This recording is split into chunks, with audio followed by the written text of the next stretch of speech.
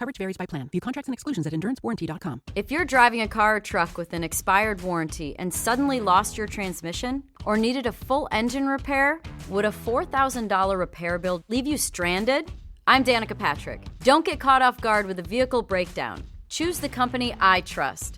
Endurance. No matter the mileage, if your vehicle is less than 20 years old, Endurance offers comprehensive auto protection plans for any budget. Protection on the drivetrain, electrical, transmission, AC, and more. Plus, benefits like 24/7 roadside assistance and rental car reimbursement on any plan.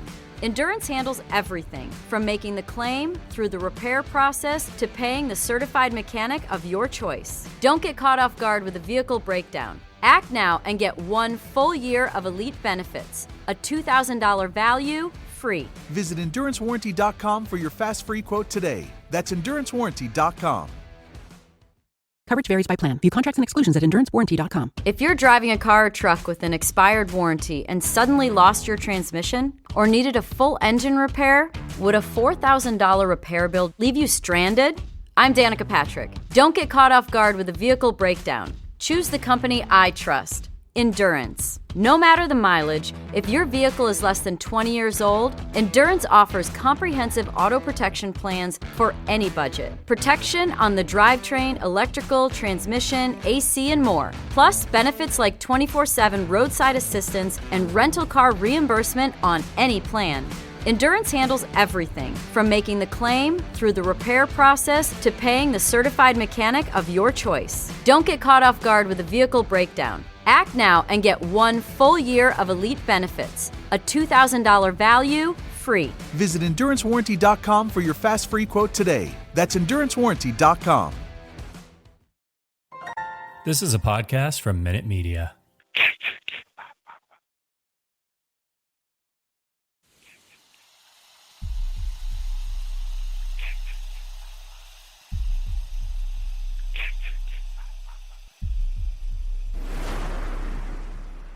Warning, the following content may contain elements that are not suitable for some audiences. Viewer discretion is advised. Hello, kiddies. This is yours duly, John Kassir, the voice of The Crypt Keeper. And you're listening to Slasher Radio.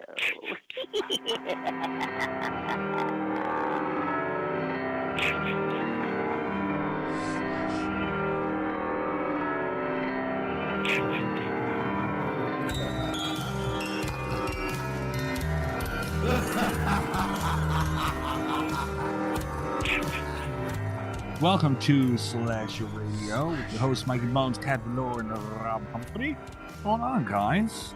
Going good. Merry Christmas, everybody. Yeah, Merry Christmas. I am just here with an attitude of gratitude, Mikey. It's not going to get over. I'm trying. I think it will. I think even you feel it's not going to work. I think before we know it, we're going to have a shirt. Merry Christmas, ho, ho, ho. You guys are hearing this. Yeah, I'm not even getting it. Attitude of gratitude. I noticed. Yeah, I'm not touching it. We are recording this on Christmas night. You will be hearing this obviously after Christmas. This will be the first show, the last show before the New Year, guys. I feel like letting people know that we're all recording this on Christmas night sort of lets everyone know that we have no loved ones or people who care about us at all, so we're alone. Yeah. It's sad. It's first of all, it's midnight, so it is late that we're recording this right. It's technically not Christmas right now. I guess. I guess. But hey, we have each other. Oh boy. Yeah, we've got the found family of Slasher Radio. For what it's worth. Fantastic. Rob, come on. The best gift you could have got this year was me. Let's be honest. Did you say attitude of gratitude, remember? Yeah. A lot of people get hit with snow, man. Kat, you got snow, right? Oh, we got so much snow. How much did you guys get? I don't know. We got, I think, about a foot of snow. Yeah. There's a phenomena on my street where it always snows more specifically on my street. I don't know how it happens. We turned to the corner and there was drastically less snow, but like I had a tough time getting out of my front door. Damn. You must be in like a wind tunnel or something. Like it was so high outside my house. Damn. How'd you guys fare, Mikey? We didn't get any snow at all. Really? Not a drop. And Buffalo, apparently, like Buffalo Blizzard was trending on Twitter. We didn't get a drop of snow. Wow. It rained like a son of a bitch, and it was windy as hell. Not one flake. Wow. Rare. Usually we'll get something. Nothing. Yeah. Yeah. It was in the 20s here. People were freaking the fuck out. Was it really? Mm-hmm. Now, where you were living before, Rob, did they got hit? Oh, yeah, they got. That's why I am here at home doing the show instead of being back home in Indiana, because the roads weren't safe. Do you miss the snow at all? No. No? No, fuck the snow. I don't mind. See, if I don't gotta go out and do shit in it, I'm fine with it. And I've gotten to the point in life where like there's this dude around here who goes around with a snowblower. I just pay him to snow. Like I'm not shoveling no more. Yeah, those days are done. So yeah, I'll sit inside and look at it. I like that part. It's only pretty for a little while though, and then everybody's walked on it or driven on it, and it turns into like nasty slush. Yeah, then it's just gray outside, all brown. And then you got like you can see where the neighbor's dog has been outside pissing, or my dog. Yeah, I mean. Yeah. But yeah, when it first falls and there's new fresh snow that nobody stepped on, I guess it's pretty.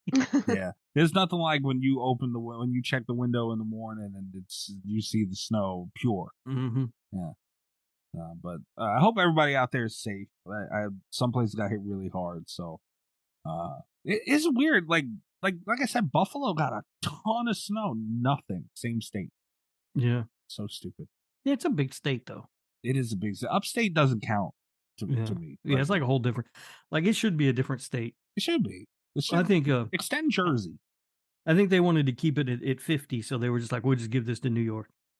Jersey should have it. We don't need it. It's more Pennsylvania up there than anything. It's a lot of woods and shit. Yeah. But this is not a weather podcast. We got to talk about horror stuff, goddammit. And last week we talked about Lake Alice. Mm-hmm.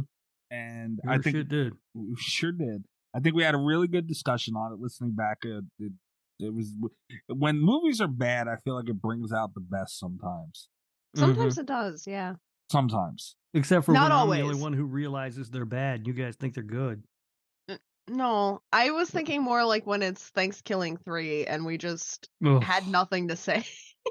Right, or Feast 3. It's like so. We have a Patreon pick this week, so we build it as our holiday movie versus theirs, and we're doing Inside, as you can see on the title from 2007. Kat, you've been wanting to do. You were pushing for us to do this in the first place. I was. This was the one that I had wanted to do last week. So first of all, congratulations to the patrons for winning, and second of all, spoiler alert, you guys win. This is better than Lake Alice. And point 2, thank you guys. I'm going to consider this my Christmas gift from the patrons. I thought you guys were going to choose Ginger Dead Man 2, Passion of the Crust. You did not. I'm very proud of you. I would have rather watched Ginger Dead Man 2, Passion of the Crust. We'll get to that later. Or Santa's Sleigh. We also, for everybody listening right now, we also... if you're not keeping up with us on Twitter, that's like a whole different world and realm of the show. We were threatened by one Nesto who almost got horror. This was almost a horror court on Nesto, but he didn't do it. He's been threatening me with the damn Tree movie. Oh yeah. And dude, first of all, I was resigned to watching the Tree movie. I got your back. If you ever get horror courted, I'll be able to get you off the charges. Don't worry about it, buddy. Got your back. Like a horrorcore PBA. What are you doing? Yeah. But yeah, he came. It was the most ballsy thing I've ever seen. And like Chris, what? Correct me if I'm wrong. I think his exact words were, "You're going to watch the Killer Tree movie." Yeah. Like, don't get me wrong. Greg and Chris, very blunt gentlemen. Very blunt. They will tell you they don't fucking care, and that's that. But there was just something about how Nestor did it. We were talking about the Tree movie. I was practically pleading him not to do it. And Chris gets involved and Leah was in there. There was a bunch of shit going on with this conversation. And Nesta just dropped the argument and just came right out. It was like, Mike, you're going to watch Chris. And because he was so confident. First of all, he has the ability to put it up. Second of all, he knows the other buttholes will fucking vote for it. Yeah. If that was up there, we would have watched it. Oh, yeah. Well, spoiler alert, I watched it anyway. Of course you did. But we will get to everybody's picks later on when we talk about the movie. This is Patreon pick. Go to patreon.com/radio. Tiers starting as low as $3 a month. You will get to pick our monthly movie, for better or for worse. Yeah, sign up, you cheap bastard. I mean, seriously, like you spent thousands of dollars probably on your family for Christmas. What's an extra few bucks a month on your credit card statement at this point? Literally 3. Yeah, I mean, your credit score is going to drop no matter what. Fair. Merry Christmas. Yeah. Very fair. We got horror news to get to. We got the movie. We got all the other stuff that goes in the news segment for whatever fucking reason. And yeah, we got a pretty cool show lined up. If you say so. Yeah, it usually ends up pretty well. It usually comes together. To be fair, I never really know what we're going to be doing, so yeah. We just recorded an episode of Versus for the Patreon. Patreon members going to from the fucking tier 2 and up get an extra show every week. And we talked Versus, we talked our favorite holiday movies, and yeah, Rob literally before we started recording it was like, is that what we're doing? yeah. Yet amazingly, I still won. You didn't win. Horror court. Yeah. I got a phone call from the panel of judges determining the winner. We've got to unseat some of this panel of judges. Yeah, what's the voting process here? Listen, it's a secret panel, okay? And they vote and they get back to me. Well, they like the Supreme Court where once they're in, you can't get rid of them or something? Like, yeah, they're more like the Illuminati. Oh. Yeah. Shit. It's illegal, They run the world secretly and also take time to judge our stuff. Oh.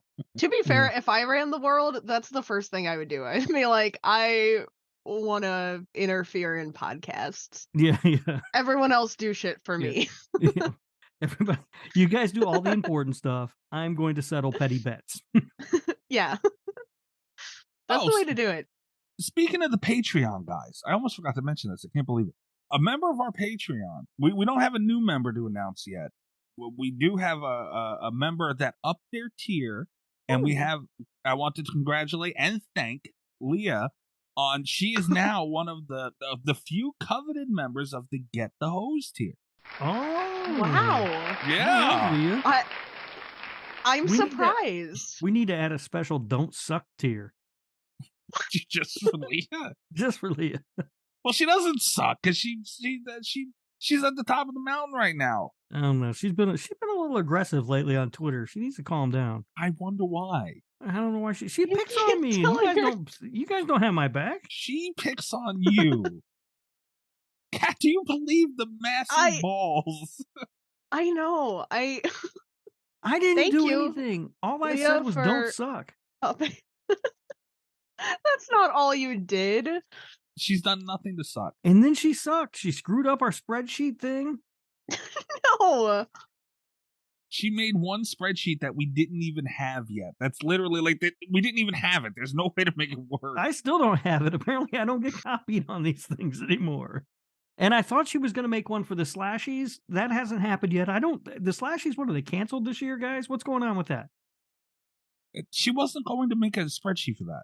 Right. Show meeting. Are we doing that or not? Yes. Yeah. All right. Yeah, this is the year to fucking do it. Yeah, absolutely. Yeah, this is a good year. We need to figure out... Until our patrons get a hold of it and fucking vote for stupid shit. Yeah. I was going to say, we need to figure out a voting system and maybe like an average or something. We got to see how it goes. Because like last year, Chucky ran the everything. Well, I don't mind that so much because there wasn't a ton. I don't care about the TV stuff, honestly. I don't watch most of it. But he shouldn't have won everything. And I was the biggest fan of the TV show. The crime last year was that we had a runoff for movie of the year, and they chose Halloween Kills over Candyman. Yeah, that was the real crime. I think we've talked about this in retrospect, because my favorite movie of 2021 I didn't see until this year. It was Last Night in Soho. If I had seen it, I would not have voted for Candyman. I would have voted for Last Night in Soho, and it wouldn't even have been a contest, which is just wild to me because Candyman was so much better than Halloween Kills. I still am. I think about that sometimes, and it haunts me. Yeah, there's no way Halloween Kills should have won Best Movie last year. Now, this year, if Halloween Ends wins Best Movie, that'll be fine. That'll make sense. You know, although that kind of shows that we did it right, because every year on like the Academy Awards and all this stuff, we all sit there scratching our head going, how the fuck did that win? You know, like Best Album and stuff, Best Artist of the Year, VMAs shit.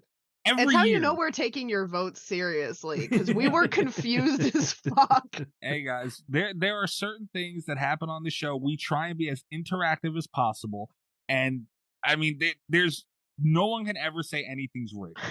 Because I mean, look at the shit that's won in the slashies. The goddamn murder madness, like Pinhead and Jason coming up in round one. That was the worst thing that could have happened to the show. And, and we just, like, that's what happened, man. The fucking bullshit Patreon picks you guys make us watch every month. We watch them. Absolutely. Not all. They're not bullshit every month. I mean, there've been a few good ones. Yeah. Right. Benny Loves You. Oh, absolutely. Yeah. That's a good one. But yes, thank you, Leah, for upping your Patreon. There's now 4 members of the Get the Hose tier. Really? So, Very exciting. We got all right. Medusa's a member of the Get the Hose tier. Now Leah, Greg is also a member of Get the Hose tier, and EyeRChris, who was not only our first patron, he signed up immediately. He immediately jumped for the Get the Hose tier, and I mean that's just the best way. Like, if anybody needs to be in that tier, it's Chris. Yeah. Absolutely, because Chris needs the hose. Chris needs the fucking hose. I feel like Chris has gotten the hose and he just doesn't fucking anymore. It's not even a threat to him. But thank you to all our patrons for supporting the show. You know, obviously to get the hose tier, that's the highest level of support. But I mean, just being a member of the Patreon, we appreciate every single one of you guys. Yes. And but do better. Stop it. And like anybody who's considering, like I always say, it's free to look. Check it out, patreon.com/slasher-radio. It truly is, for better or for worse, an amazing community. They put us through hell, some of them, and other ones are there for good. Appreciate. Yeah. The worst one's Leah, though, as determined by the recent rankings. Leah owned that shit, though. You gotta admit. Did she? I didn't even really see it. Oh, did she say something? Yeah, I will see if I can find the tweet. I don't know if I can, but she just came right out and like declared victory, and like Chris and Greg were a little salty. Yeah, good for her. I mean, she's playing the game like everybody. Yeah, she's taking your shit and spinning it on you, man. Well, I mean, I don't know about all that. She's just taking it all. Like, you got nothing left for you. There's nothing more you can do to her. Leah, overturn the secret panel of judges. She can't do that. She doesn't have that power. The prophecy. She can't even do the spreadsheet thing right. The chosen one. She's going to overthrow the secret panel of judges, please. Leah retweeted the power ranking tweet and said, "Welcome to the hashtag Damn It Leah episode. I reign as queen of the worst." Oh, nice. Okay. That is a feat around here. That is. Yeah. That is.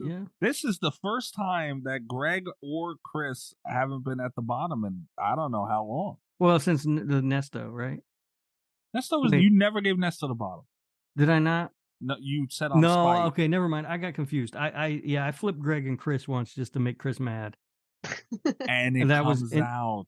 And then you guys got all pissy with me about it, as if we all got punished for it. As if these rankings are a real thing that matter.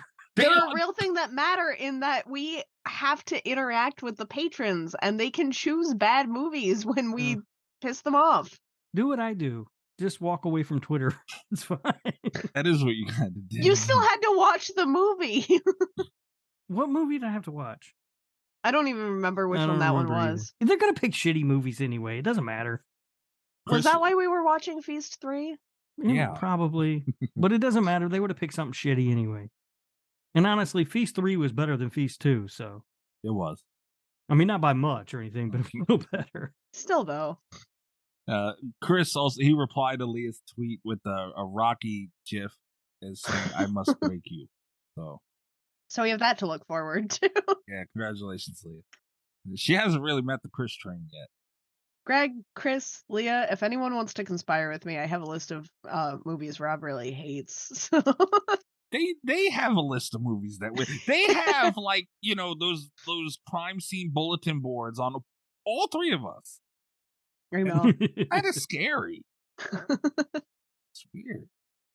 All right, let's get into drink roll call because Rob said something about that before we started recording. Yeah, Rob's got a grievance, it sounds like. Yeah, I'll start because I'm boring, so you guys will have the fun. I'm just drinking iced tea. It's not nice. Wow. All right, so iced tea, you didn't put nothing in there? No bourbon or anything in it? Well, okay, I have a regular iced tea sitting here. I also bought a Long Island iced tea yesterday that is sitting in my car. What? That is going to be frozen as shit. Yeah. Okay, forgot about that. Okay, so I could have been drinking a Long Island iced tea right now. Completely forgot. Where did you get a Long Island iced tea? The gas station. It was one of those twisted gas station Long Island iced teas. Yeah, what the hell's going on in New York? You haven't seen the twisted teas? No. Oh, yeah, it's like a big can. I don't drink tea. Well, it'll get you drunk though. I mean, I'll drink a Long Island. I'll tell you what, those twisted teas, you fuck around, man. They'll do it. Yeah. Yeah. All right. Yeah. So what do you guys, Kat? What do you got? I have more Festivus beer. I like it. I was not super impressed with the first one, but I had, they come in like the novelty 6-pack, so I had some to finish. They've really grown on me. Like, I am gonna be sad when it's no longer Christmas season and I can't get Festivus beer. They're also stronger than I think they're stronger than the can says.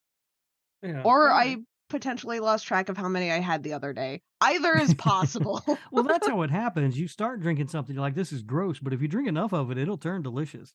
Yeah. Yeah. It's got kind of like a subtle cinnamon thing going on. I kind of like it. All right.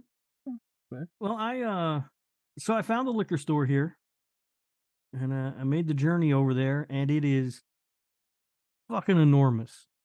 I mean, they've got every goddamn thing you could think of, an entire aisle of like nothing but cocktails and cans. I was so excited. I bought the Cutwater Paloma in a can. Oh, right. Yeah. Yeah. And I was real excited to get it. And it tastes like turpentine. It is awful. This fucking thing. Seriously. Like it smells like nail polish remover. It's terrible. So bad, in fact, that I could not drink the thing. I could not power through it. So I am going to be dumping the rest of those down the drain. But luckily, I had a couple Bud Lights left, so I'm drinking a Bud Light. That's how bad it tastes. I was excited to have Bud Light.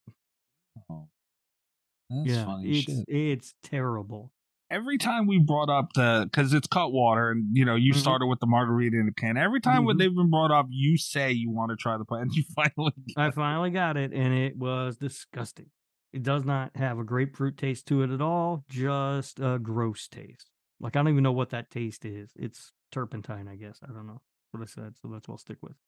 I have a confession to make. Is it a confession? I have a snitching to do, I guess, because it's for someone else. My dad really likes the Paloma in a can. From Cutwater? Yeah. Really? Yeah. Oh, your father has no taste buds. My dad and I, we get into it sometimes with like ordinary grapefruit drinks. And usually it's one of those, like, I like it. It tastes like grapefruit. And I'll be like, it's fine. It tastes like grapefruit. This one, I could not taste it. I could not taste any grapefruit in there. And he was like, this is the best alcohol in a can we've ever gotten. It tastes like grapefruit. And it's like, no, I don't think it does. No, there was no grapefruit taste to it. It was just gross. Yeah. My dad swears it tastes like grapefruit. And I don't. I don't get it. Because I have had other Palomas in a can. I don't remember the brand that I got, but I did find some once, and it was very good. But I was excited because Cutwater has they're the originator of margarita in a can, Yeah. right? At least on this show. So I was excited to finally find their Paloma in a can, and it was so gross. Yeah, I don't get it. Margarita in a can, legendary shtick. Yeah, yeah. So anyway, tell your father he is wrong about that. There's no grapefruit taste in that at all. I will. We do agree. It wasn't alcohol, but we got like a Perrier grapefruit in a can, and it is the worst thing either of us have ever tasted. Oh, really? It tastes kind of like Pine Sol smells. Like it's Okay. bad. Yeah. That's kind of what I think of when I think gin. I think it's like drinking Pine Sol. I don't like gin. Yeah, I don't either. It's disgusting. Then I would not recommend Perrier's grapefruit All right. sparkling water. All right. So anyway, yeah, the Paloma in a can was a big dud. I almost bought some bourbon to make Kentucky Mules, Ooh. and I was now kicking myself that I did not do that, and instead bought Paloma in a can. Rob, while we're talking about liquor, I'm interested your thought on this. I have a buddy of mine who he was obsessed, like he loves Scotch and Glenlivet particularly. What do you think of that? I'm not well. First of all, I'm not any kind of a Scotch or bourbon drinker, really. Like, but I know a lot of people who are Scotch drinkers who love Glenlivet. It's so bland. Yeah, they really like it. When I do drink, so if I get bourbon, it's usually like Maker's Mark or something like that, and I'll a bourbon and cola or something like that. That's usually what I make with it. But bourbon's a lot better than Scotch, in my opinion. Yeah, I don't know. I mean, I honestly don't drink enough of it to know the difference or to really taste the difference. Because I also would not sit around and drink bourbon neat or just on the rocks either. Like I make drinks with it. I don't like the way it tastes enough to just drink it. Yeah, no, he'll sit and drink Glenlivet with ice. That's on the rocks. That's it. And I know a lot of people who do that. And it's just not for me. It has no taste to me. Like it tastes like pure alcohol with no flavor. And that's not coming from someone who I drink vodka over that all day, and vodka is brutal. Yeah. The only Something. alcohol I'll drink straight like that really for the most part is tequila. Oh yeah. I'm gonna put some tequila over ice and I'm good. Yeah. That would be my nightmare. Just tequila on ice. Oh, really? Patron? Yeah. Yeah, if it has to be good tequila, you can't get cheap shit. But tequila goes right to my head. Oh yeah, no, it absolutely does. Every time that I don't do it often because again, it has to be good stuff, and I don't spend that kind of money on a bottle of booze usually. But if you get Patron or Don Julio or something, and you pour it over ice, it's good. But every single time I do it, I'll be sitting there and I'll be sipping on the tequila, and then I try to stand up, and the room just spins around. That's and I'm like, part. oh, I didn't know I was that drunk. Cheap tequila can be someone's worst night. That's good to like cheap vodka too. It's good to mix. Like, you're not going to take shots at cheap vodka. I mean, you won't have fun. But if you're making drinks, yes, just then it's fine. Like with vodka, I typically I just do Tito's, and Tito's is good, but it's also not very expensive. Ciroc is my go-to. Of course it is. What the fuck does that mean? What's wrong with Ciroc? I don't know. It just sounds like something you would buy. I like Ciroc. It's but again, if I'm taking shots, I'm not going to spend the money on Ciroc if I'm going to be making drinks all night because it's going to be gone. And it's but if I'm taking shots, I'm going to go with Ciroc. All right. Yeah, like Absolute. Who the fuck wants to take a shot of Absolute? No. Yeah. I've almost bought that Dan Aykroyd's vodka a couple of times, but I never have. Yeah, the what's it? It comes in the skull-shaped bottle. Oh, I actually have that. Yeah. I didn't realize that was Dan Aykroyd. Yeah. Before, yeah. Nice. Yeah, that's his. I can't remember the name of it, but yeah, I guess is the correct sense. It's something like Crystal Skull or something. Yeah.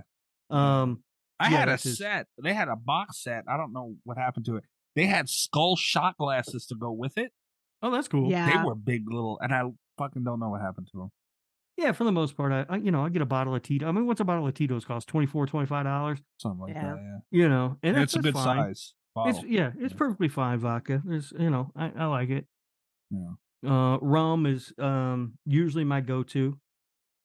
Still, though, Sailor Jerry, I'm happy. I think the only liquor that I would drink straight is whiskey. Yeah, I was going to ask you. And I don't do it often, but Yeah, I'm just not a whiskey drinker. I'll really. have a little bit of Jack Daniels. Yeah, I'm just not much of a whiskey drinker. I've never been like, I'm going to pour myself a glass of bourbon. Never happened once. But they do have in Telluride, there's a bacon and bourbon festival every year that I'm always trying to find a way to get to, because it's like, Well, this bacon that bourbon sounds great. Yeah. There's a distillery here that makes its own rum that I was thinking about trying. Ooh. But I don't know how much it costs.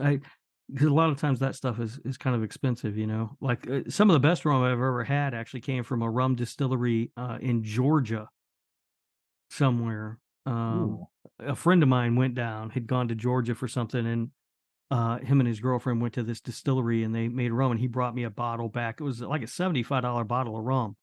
It was really good. But, for the most part, Sailor Jerry will get me by there.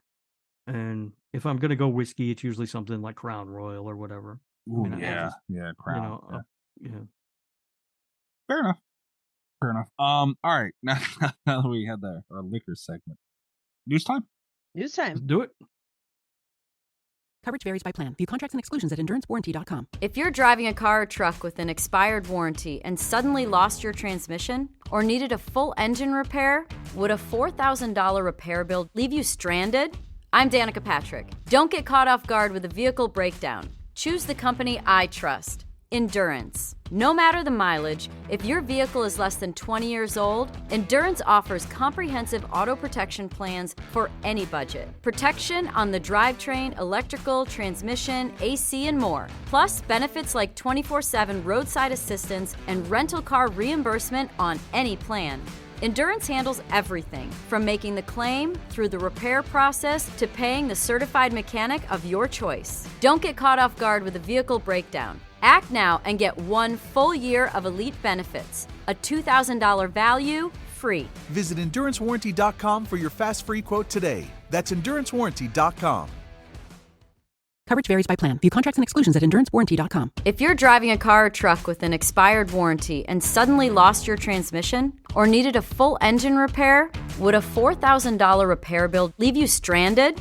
I'm Danica Patrick. Don't get caught off guard with a vehicle breakdown. Choose the company I trust. Endurance. No matter the mileage, if your vehicle is less than 20 years old, Endurance offers comprehensive auto protection plans for any budget. Protection on the drivetrain, electrical, transmission, AC, and more. Plus, benefits like 24/7 roadside assistance and rental car reimbursement on any plan.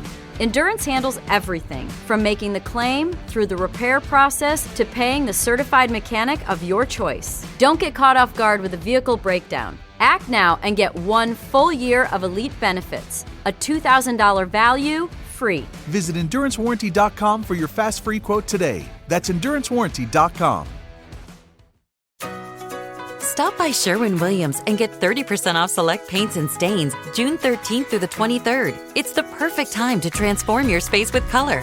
Refresh your home inside and out with colors that make every space feel brand new. From cozy interiors to stunning exteriors, we've got the perfect shade for your next project. Shop the sale online or visit your neighborhood Sherwin-Williams store. Click the banner to learn more. Retail sales only. Some exclusions apply. See store for details.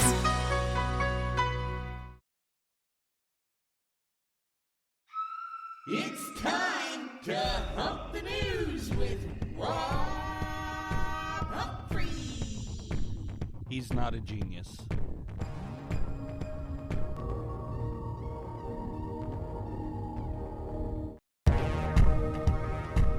All right.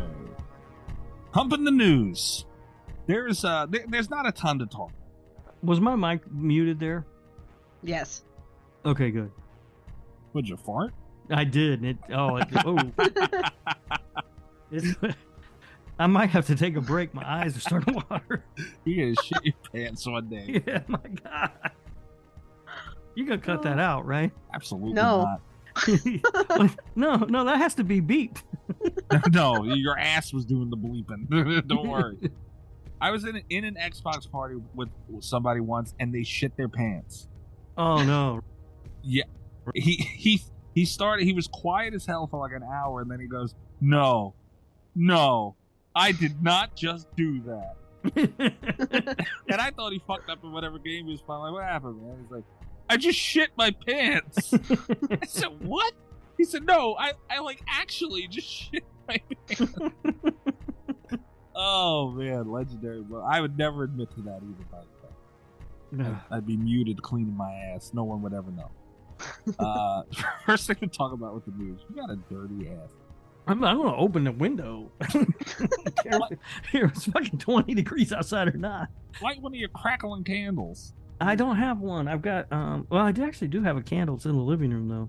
Yeah, go get that motherfucker. I got my wax melt thing here in the bedroom. Hopefully it'll kick in. That ain't enough. It smells like roses. Yeah. The wax melt, not my ass. Yeah, I was gonna say, hey, you talking about your ass. Knock at the Cabin. There's a movie coming out. Yay! It's from M. Night Shyamalan. It is. Leslie. And and it stars Batista. Even Lessier for Cat. WWE superstar, former. I felt the same way until I saw Bill Goldberg carry Santa's sleigh, and then I was like, oh shit, Batista's gonna be awesome. But it's based off of Cabin at the End of the World by Paul Tremblay. Mm-hmm. Fantastic book. It also has Jonathan Groff in it, who I'm sure there's a huge subsection of musical theater nerds that listen to slasher radio. Yeah. But he was King George in Hamilton in the original Broadway cast. So I'm looking forward to seeing him not as King George. All right. I'll be pissed if he starts singing in this movie, though. If he starts singing, if he plays King George, but in a cabin in the woods, that would be my favorite movie of all time. It will unseat Jack Frost. Oh yeah, Kat, you finally got to see Hamilton. I finally got to see Hamilton. It was so good. I didn't get to go to see the Broadway cast. I saw the off-Broadway production, but it was amazing. Like, the technical aspects of that, beautiful. Wait, when did you do that? I did that a couple weeks ago on the 13th. And why did you tell Mikey and you didn't tell me? I put it on Twitter. You ignore Twitter. Yeah. But told yeah, everybody. I should thank you, Rob, because it was actually your idea that So I go. You told everybody but me. Okay. Everybody, including you, but all right. But yeah, it was phenomenal. I wish I had seen Jonathan Groff. But Yeah. Well, I'm glad it was good. it was really good. It was a scary day. I had to go to Cleveland to see it, and you guys know how I feel about driving in Cleveland. Made my dad drive through Cleveland.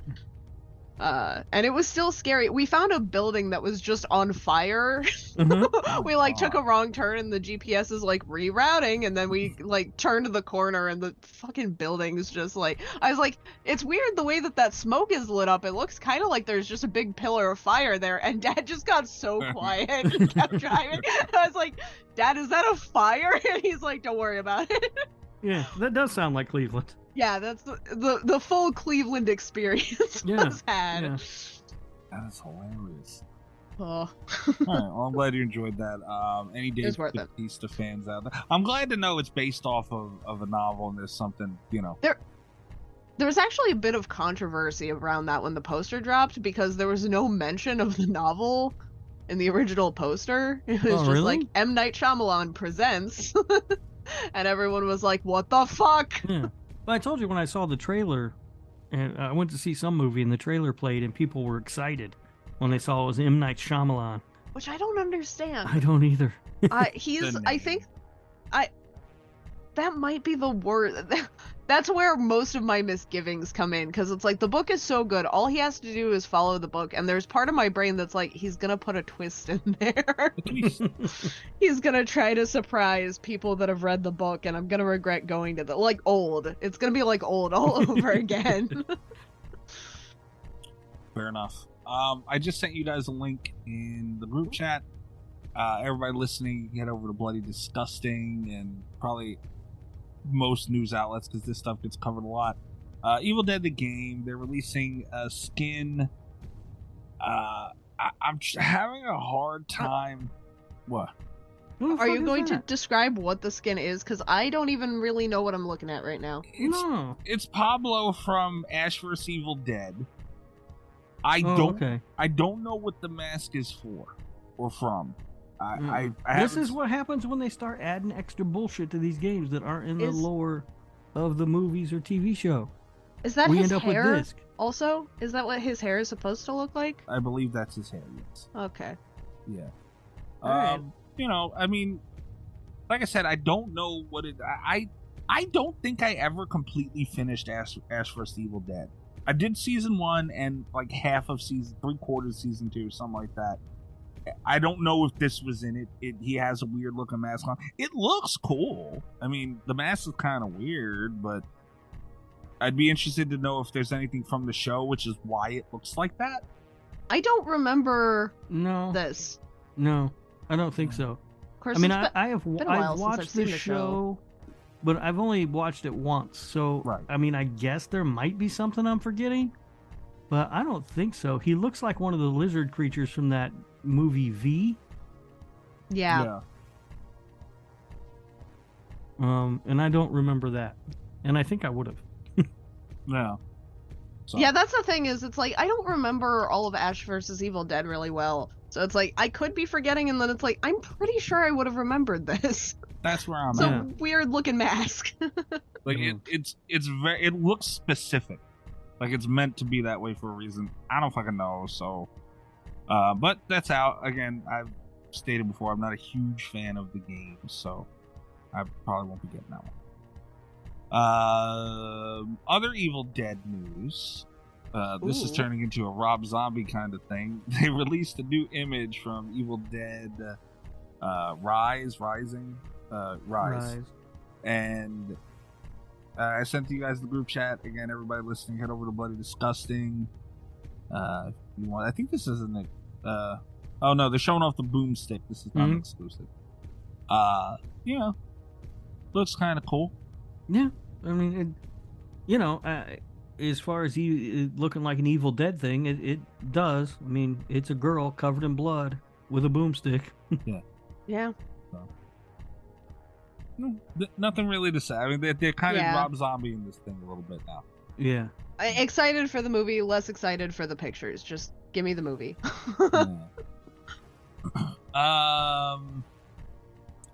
Like I said, there's really not much to fucking talk about. Jason Ritter joins the cast of Yellow Jackets 2. Yellow Jackets for season 2. Okay.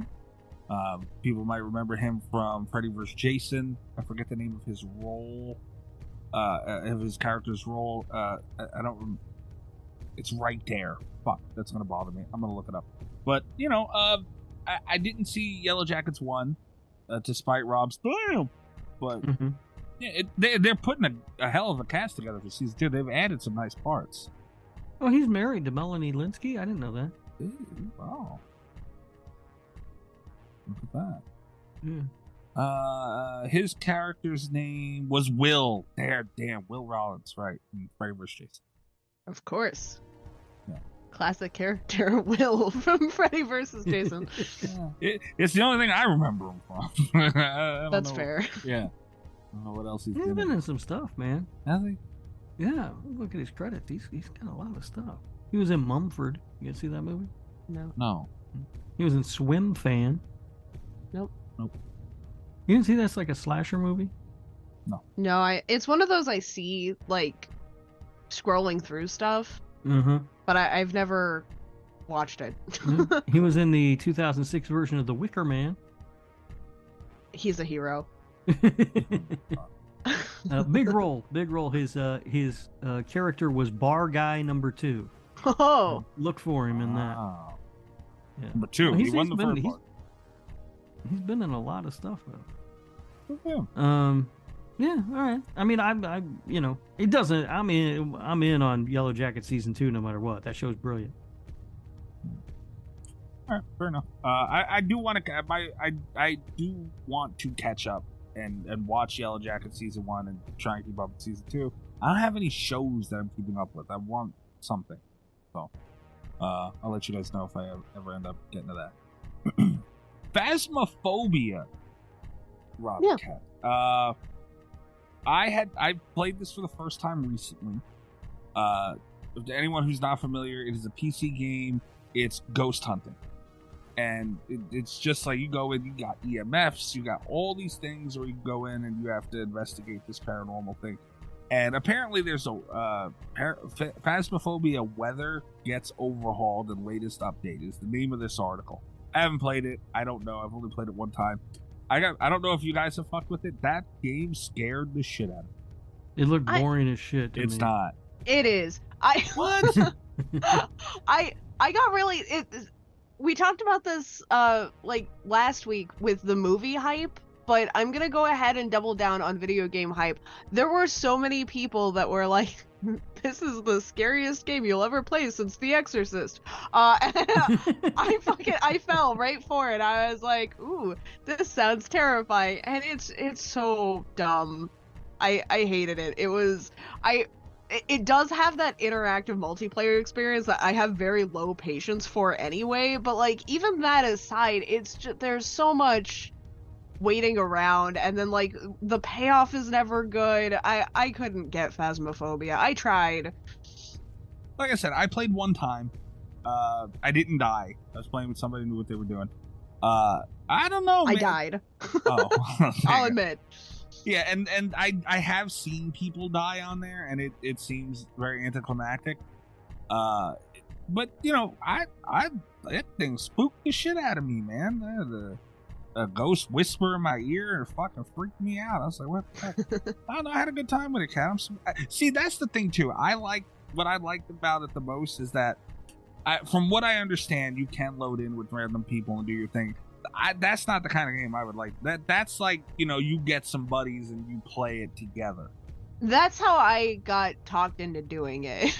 Like, because I wasn't gonna have to play with strangers, and it's like it was a fun enough time because I knew the people, you know, and it's like the conversation was a lot more interesting than the game. The game, I just had nothing for me, and I think and this is my complaint. This is like the core complaint that I have with multiplayer horror games, is that like the fun comes from talking to people, but it's not scary anymore because you're just like chatting with friends, walking around and getting ghost hunting credits or whatever. And it's like, man, if they'd had some of those same elements in a single player game and I was sitting alone in my room with the lights off, you know, it might have been, I'm not gonna say it would have been scarier than The Exorcist, but it might have gotten me more. Like, if you got hyped up like that, I can fully understand. Because I mean, come on, like we're not matching those levels of anything.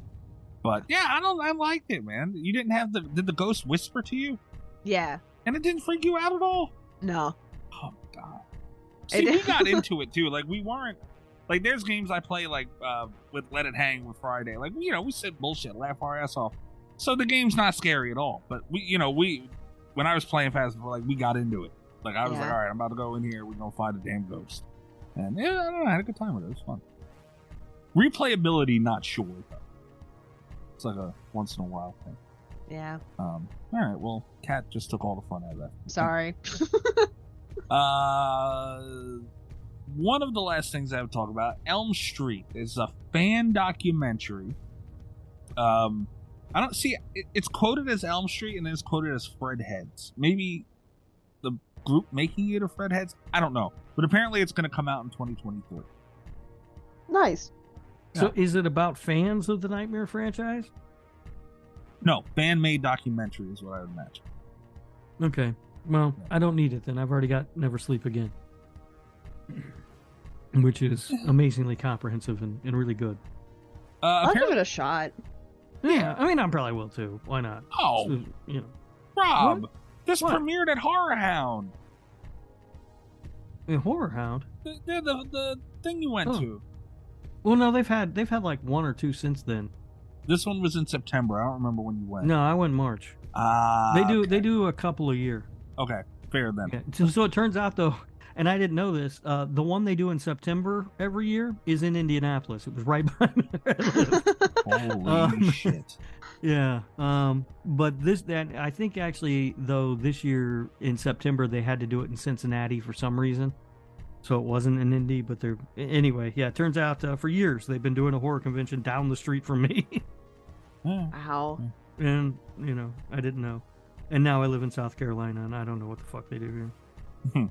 Apparently they drink cheer wine, drink Bud Light. Yeah, oh, cheer wine is so good though. But I'm with Kat. I mean, I'll watch it. I mean, I like those docs and all that. And fans, you know, I don't know if I've ever seen a fan-made documentary, but, you know, like, I would feel fans would kind of have an ear for what we want to hear more. It depends. They could not. Yeah. You know, it depends on who's making it, obviously. But that's my hope and what I'm hoping. Yeah. I mean, I guess I'll check it out. I don't know. I'm still waiting on somebody to make a really comprehensive documentary on the Halloween movie. It'd be a lot. You know, well, they've done Crystal Lake Memories for Friday. Yeah. And Never Sleep Again for our, you know, Nightmare. I don't know why somebody hasn't done it for Halloween. You know why? Unless there's one I'm not aware of. I mean, I guess that's possible too. But I feel like you would know. Yeah. I also feel like maybe John Carpenter might be an issue with that. I highly doubt he's going to want to sit long enough to do a documentary. He probably would imagine he probably won't do it. Yeah, but so then what good is it? You have to have him. You know, and he probably wouldn't give a. He'd probably be terrible and not give a fuck about most people. So, yeah, he would get all. Even if he did give you all that time, he's just probably give you a couple word answers and stuff, and you know, move on with life. So, but that's the thing, though. I don't think he would talk about the sequels. I think you get Carpenter, you talk about the original, and then you just move on. He's not going to talk about the sequels. He claims to have not even seen most of the sequels. That's what I'm saying. What are you going to get out of him? He's just going to sit there and they're going to bring up, oh, well, what about this one? Check cleared. Like, that's shit you get for John Carpenter. And I love it. I'm there for it, but... Yeah. Well, you just get him to talk about the original movie, then you get the directors of the sequels to talk about them. You gotta, like, Sean Cunningham was in the Crystal Lake. There'll never be a documentary for horror like that Crystal Lake. That thing was fantastic. No, that is phenomenal. I love that documentary. But, you know, it makes sense to have Sean Cunningham talk about all the other movies because he was a producer on all the other movies. I agree. John Carpenter wasn't a producer on those movies. Yeah, but it's John Carpenter, though. He made the original and then fucked off. Yeah, but he's still synonymous with it. So, I mean, I guess that's not completely true. He was a producer on the third movie. And he wrote the second movie, but all he ever talks about when he talks about writing the second movie is how much he hated it and didn't want to do it. I would love to do a horror movie as good as Halloween and then just like give away the rights and just show up at the premiere of every single one of the sequels and then like just a threat. Like, I'll be watching it. Yeah. What did you do? But they know he don't care. Yeah. I know. How many of those do you think he fell asleep through? That's what I'm saying. Yeah. It's a missed opportunity. He should have shown up in like a suit, black tie, every single one of those premieres. It's been like, what do you have for me? Yeah, he just wasn't interested. That's the whole thing. He had no interest in it. And you know, the one time that he was interested in coming back, they contacted him and he said he would do it, but he asked for an outrageous amount of money because he claimed they still owed him money from the original film or something. So it was, I mean, yeah, you know, but he didn't. I mean, he was ready to move on from that and make other stuff. Yeah. He really just doesn't fucking care. Although, guys, while we were talking about that, since the Crystal Lake Memories thing was brought up, I feel like this is the perfect time to once again play from a segment we had forever ago of things being taken out of context and Kane Hodder on that. Do you mind if I play that real quick? Because I love it so much. Go for it. Oh. You know, it just, again, shows the power twisting somebody's till it comes off. That takes some strength. Believe me, I've tried it. It's not easy to twist somebody's off. And the human is much more resilient than you think it is. And heavier. The is a heavy piece when you hold it in your hands. I never get tired of it, man. It's good every time. Every fucking time. Every time. Yeah, shout out to Kane Hodder. We'll never do this show, apparently. Far too busy. Far too busy. Far too busy. He's hanging out with Marcus Nispel. Fucking guy. At least he agreed to do it. He didn't do it. He agreed to do it. That's an old shtick. I don't know if I've ever said that publicly. I don't know. One day. I just doubted you. Yeah, thanks a lot. Well, I've talked shit. Not you, him. Fuck him. Oh, absolutely. Yeah, fuck Marcus that guy. Nispel. Yeah. Fuck Kane Hodder too, but really double fuck Marcus Nispel. No, what? See, in my opinion, what Nispel did is worse because he big timed you.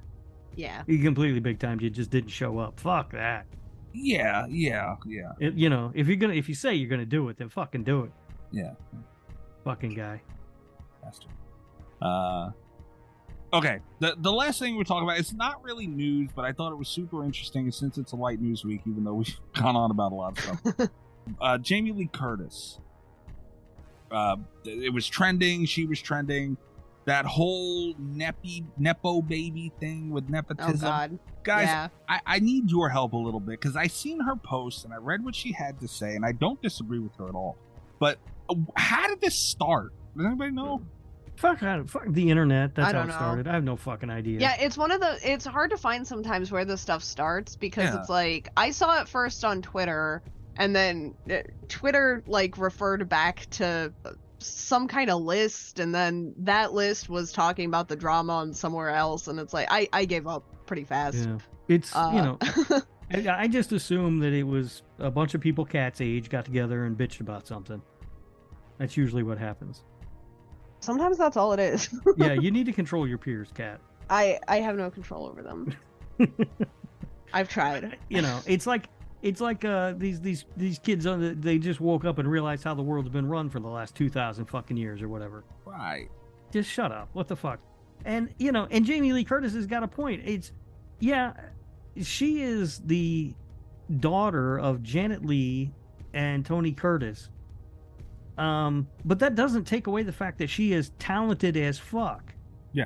Yeah. Or Zoe Kravitz, who is the daughter of Lenny Kravitz and Lisa Bonet, but she's talented as fuck. Yeah. Nepotism will only get you so far in most places before you're exposed for being a dumbass with no talent. Especially in something like acting or music where it actually takes talent to do it. So yeah, I know. I just, what the fuck, man? I don't understand some of the things that people on the internet decide to get upset about. I agree. Pretty much for anybody. I think she posted this on Instagram. She went on. There's a pretty long rant, I guess you can call it, about it. She was 100% right though, and it's pretty much what Rob said. Like, dude, are people seriously right now figuring out that that's how shit is done? In any level of anything, it's who you know. And that's just, especially you're talking about a fucking industry like that, where millions of dollars and even like hundreds of thousands of dollars are shelled on a lower scale. Dude, that's the way it goes. They're gonna want, know, it's name value. I mean, that's why remakes are fucking made, because of name value. Right. And look, I'm not saying it's right. Right. I'm not saying that, but I'm saying it's what not it new. is. It's been around for fucking ever. It's just the way the world works. Yeah. People. It's been a saying for decades that life ain't fair, right? I mean, that's just how it is. And I don't understand people who are waiting for life to be fair. It's never gonna happen. I hate it too. But what the fuck are you gonna do? Yeah. And also, how about you take all that anger and passion and everything and direct it towards something that actually fucking matters. Sitting and bitching about it does nothing. You never see people get this upset about something that actually fucking matters. No. Yeah. And like Rob pointed out, and Jamie Lee Curtis pointed out in her comments, dude, she still had to bust her ass, man. Like, did she get a role? Probably several roles because of her name. Absolutely, yes. Yeah. But if she did dog shit in them, she wouldn't have continued. We wouldn't be talking about her in 2022, Right, 2023. Right. Period. I mean, when's the last time you saw Tori Spelling in something? That's what I'm saying, man. Like, the list goes on and on and on and on. I mean, come on. You get your 5 minutes of fame, and then you're gone. You don't stick around for decades like Jamie Lee Curtis has, with no talent. I mean, come on.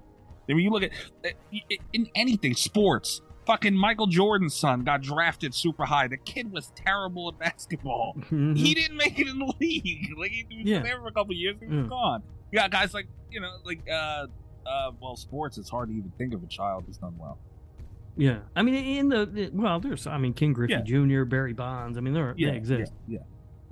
But again, super fucking talented guys. It's just, that's how it is. I mean, in the world of sports, if you don't produce, you're fucking gone. They don't give a fuck what your name is. And it's the same thing with, it's the same thing with any kind of show business or any of that. It might help.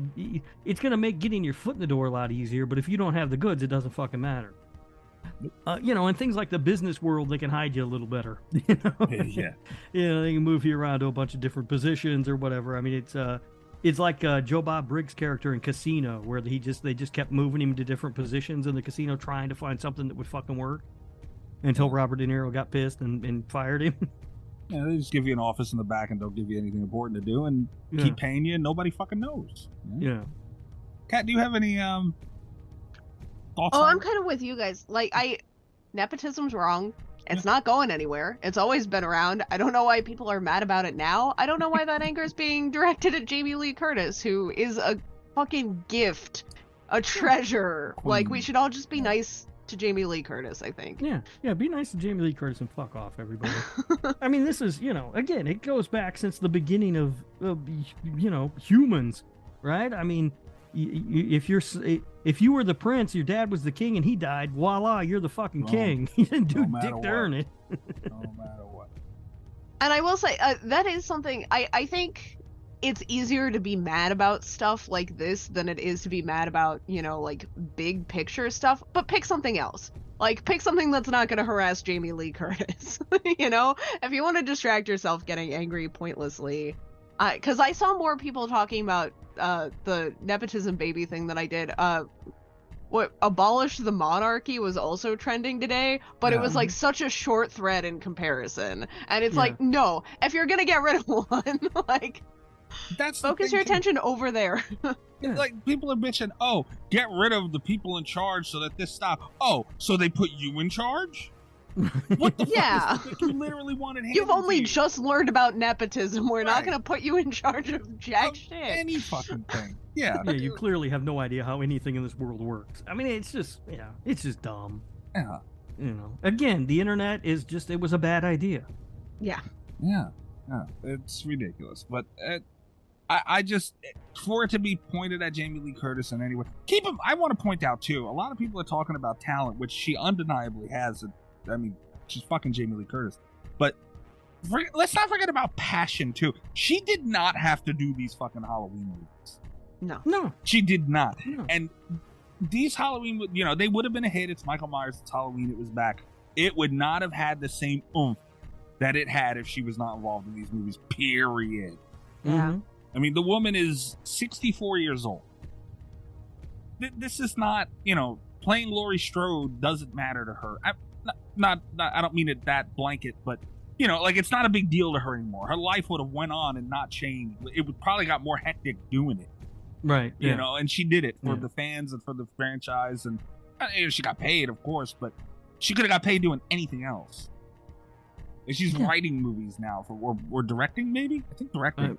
I don't know what she's doing, but right. It's just this whole thing is fucking dumb. Yeah, I thought it was worth talking about that. Yeah, it's Kat's people. Not my people. Kat's getting blamed for this. I don't know. I won't it's her claim generation. them. That's what it is. I won't claim them. No, I don't know. When I seen Jamie Lee getting dragged, I was like, the nerve. Out of all people? Yeah, it's. I did see that this week, and I was just like, get the fuck out of here. What the fuck is everybody fucking stupid? I'm glad she threw her foot Everybody down is on it, fucking though. stupid, though. Yeah, I'm I mean, happy for you her. know, occasionally you'll see something where the internet just gets out of hand. Like, I think I've brought this up before on the show when I logged into Twitter one day, and I looked at what was trending, and one of the things that was trending was cancel John Wayne. Oh my god. And I'm like, that John whole Wayne's been fucking dead thing. for like 20 fucking years. You ain't gonna cancel him. He's done. The shit people put energy into. Yeah. Funny. And it turns out it was all because of some comments he made in a Playboy interview in 1972 or some bullshit. It's like, what the fuck? Unbelievable. I can't muster the outrage for something a dead guy said in a magazine 40 fucking years ago, you know? Nope. I do have a tiny bit of news. Oh, nice. Dead Sled has a new coffee. I think it's out already. Their site crashed on me the other day, so I can't confirm. I'm pretty sure it's already out. It's George Romero themed, and it is a Tanzanian pea berry, so I'm really looking forward to it. Wow. Ooh. Do they, is it in K-cups? I doubt it. They don't put any of their stuff in K-cups. That's why I doubt it. Yeah, it's so annoying. Like, what are we doing? Put it in K-cups so I can ruin the environment and enjoy your coffee.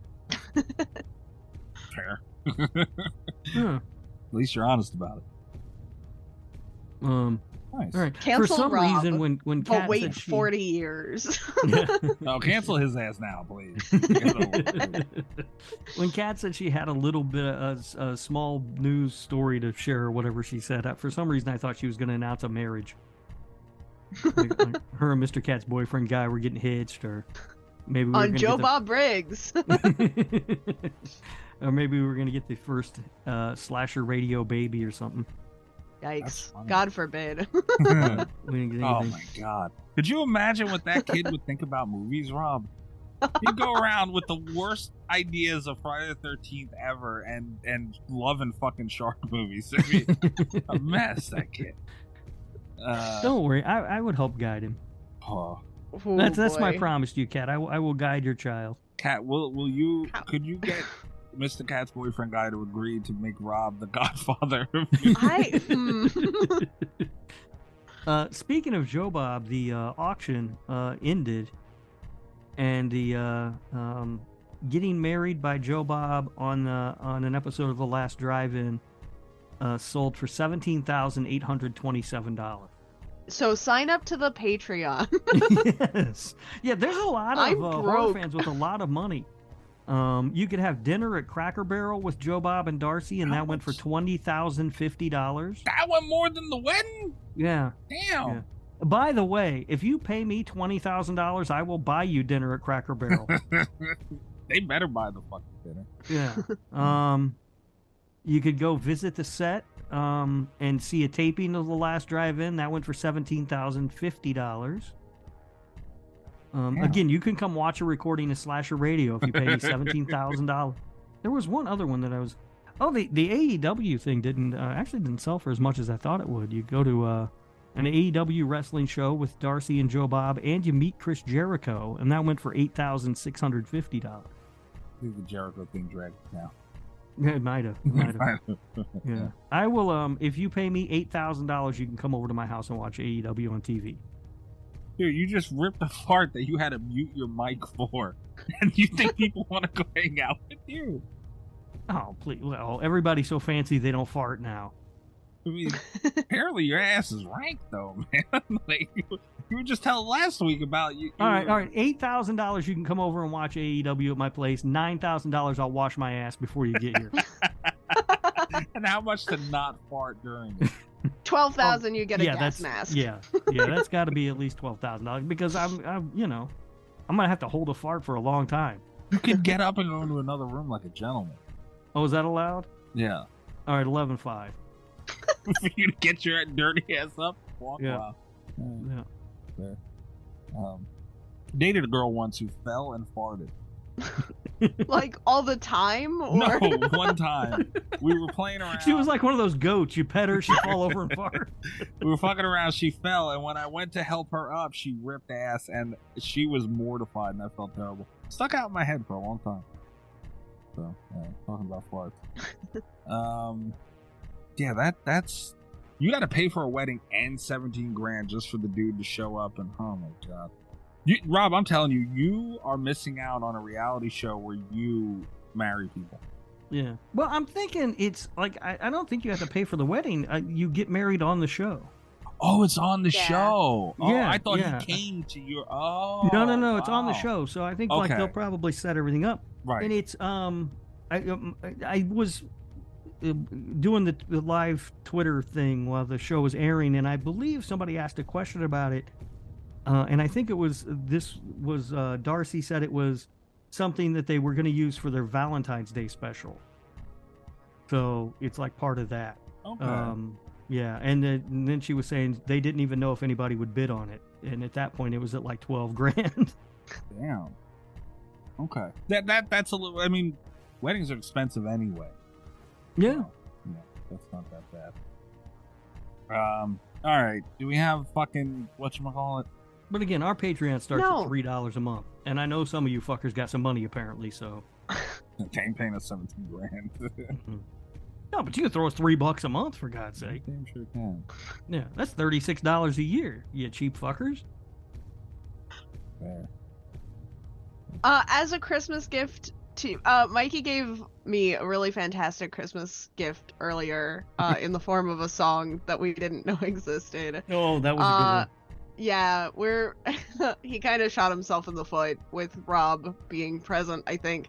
But yeah, as a return gift, we are exempt this week from the Gabagooli Mystery Wow. Corner. That's right. If you can And celebrate Mikey's heritage and culture on your own at home by listening to Gabagool the Reindeer, whatever the fuck that song is called. Are you fucking kidding me? Wasn't that the name of it? Something like that, wasn't it? Dominic the Donkey. Oh, whatever. Gabagool the Reindeer? You didn't even get the animal right.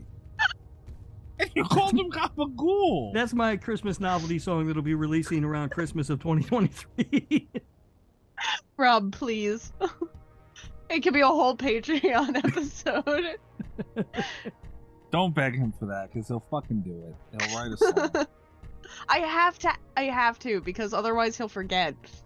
Yeah, that's what I'm kind of pulling for right now. That's the horse I have in this race. Yeah. You don't want a Christmas song written about your people, Mikey? Absolutely not by you. No, I do not want that at all. Actually. All right. So, in all fairness, then, should I play a little bit of the song for everyone listening? Oh yeah. Because I mean, Rob's the last one I wanted to hear, and you heard it already. So Yeah, I've nothing heard it to lose. already. And I'm Yeah. sure Greg is aware of Dominic the Donkey. I never heard it. I don't even know. I never heard of this thing. So I want you to realize, I had one today. I got sent one this morning that made me... Christmas morning, I woke up to an Italian meme that made me laugh out loud. And you're exempt from it this week. that is the best way to spend Christmas morning. Yeah. Laughing at Italian. It's Nice. a Christmas miracle. Good for you guys. All right, so for everybody listening at home, this is apparently what got me out of the Gabagool Mystery Corner. The segment of the show. Gabagool the Reindeer. This is a Very real good. song, apparently. Yeah, this is the segment of the show where I get made fun of by our listeners anonymously for being Italian. And here's I decided to share this. I brought it up, and Rob never heard it. They both, Kat and Rob, thought I was making shit up. So this is the classic Italian song, Dominic the Donkey.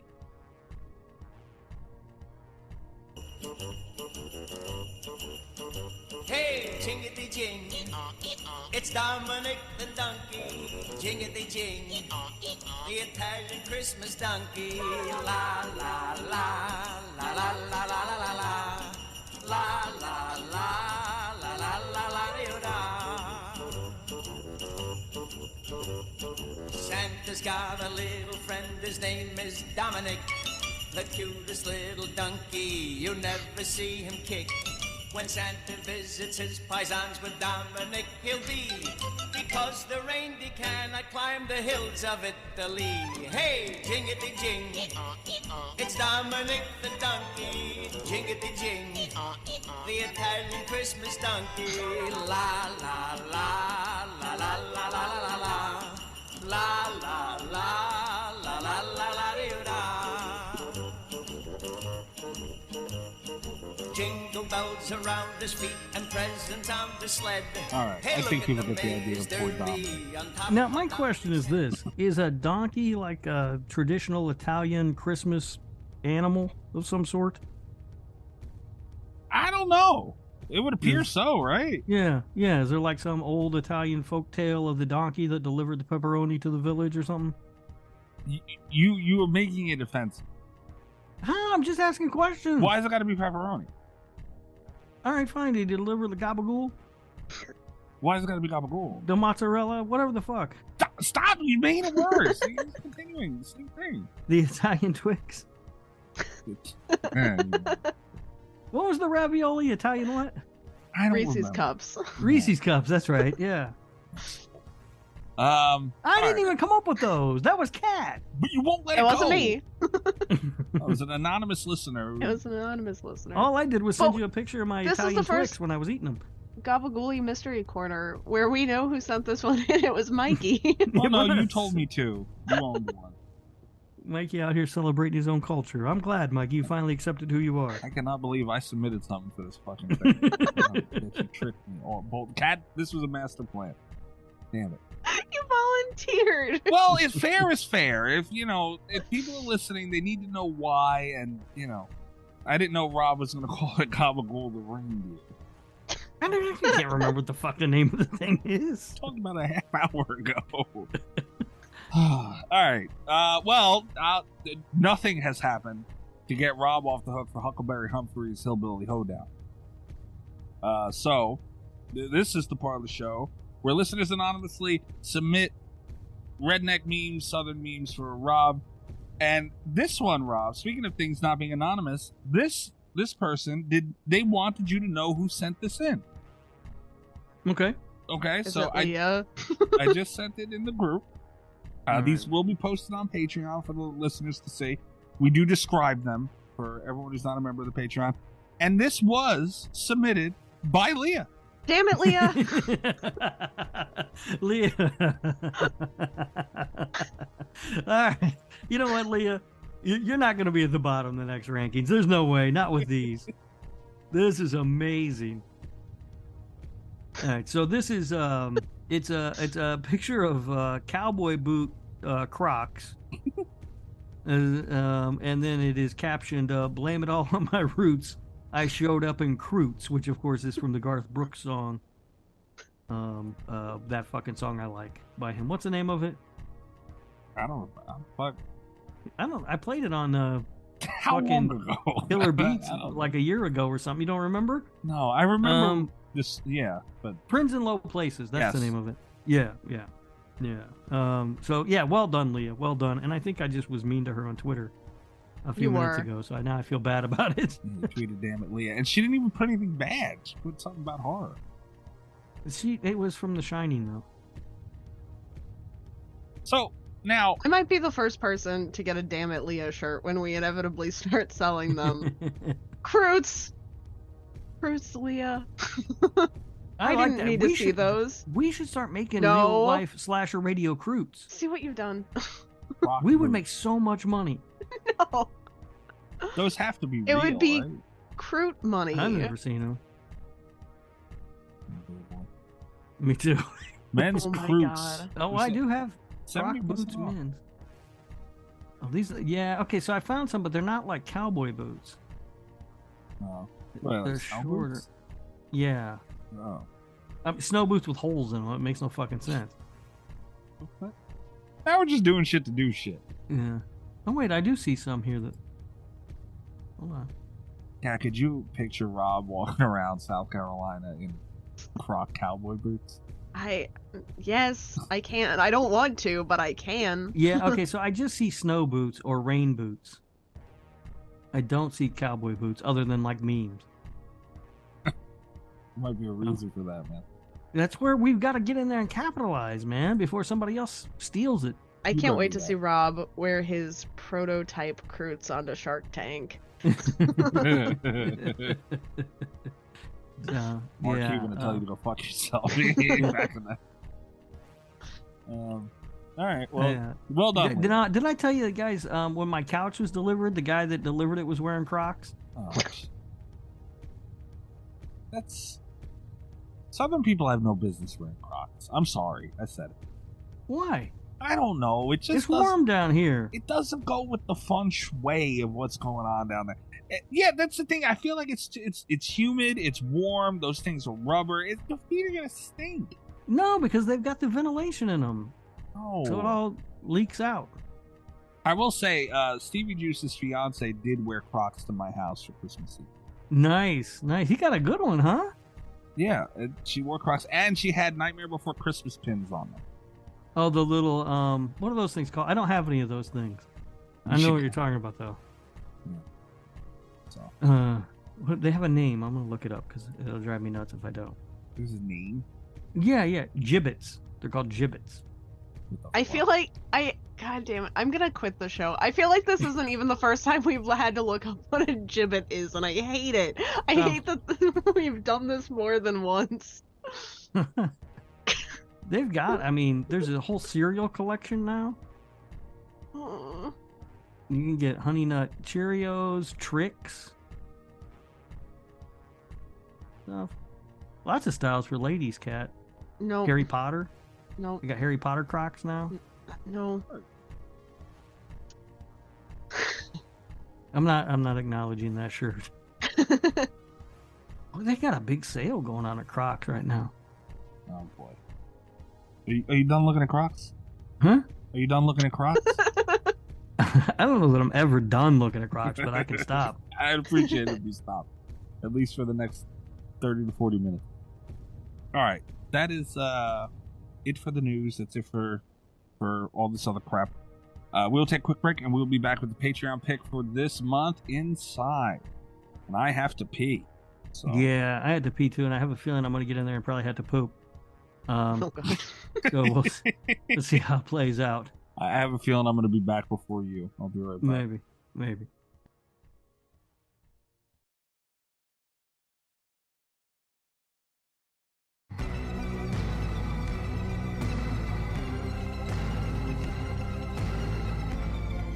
Here we are. Patreon week. Always a big week. Rob, you don't know how to use the Patreon.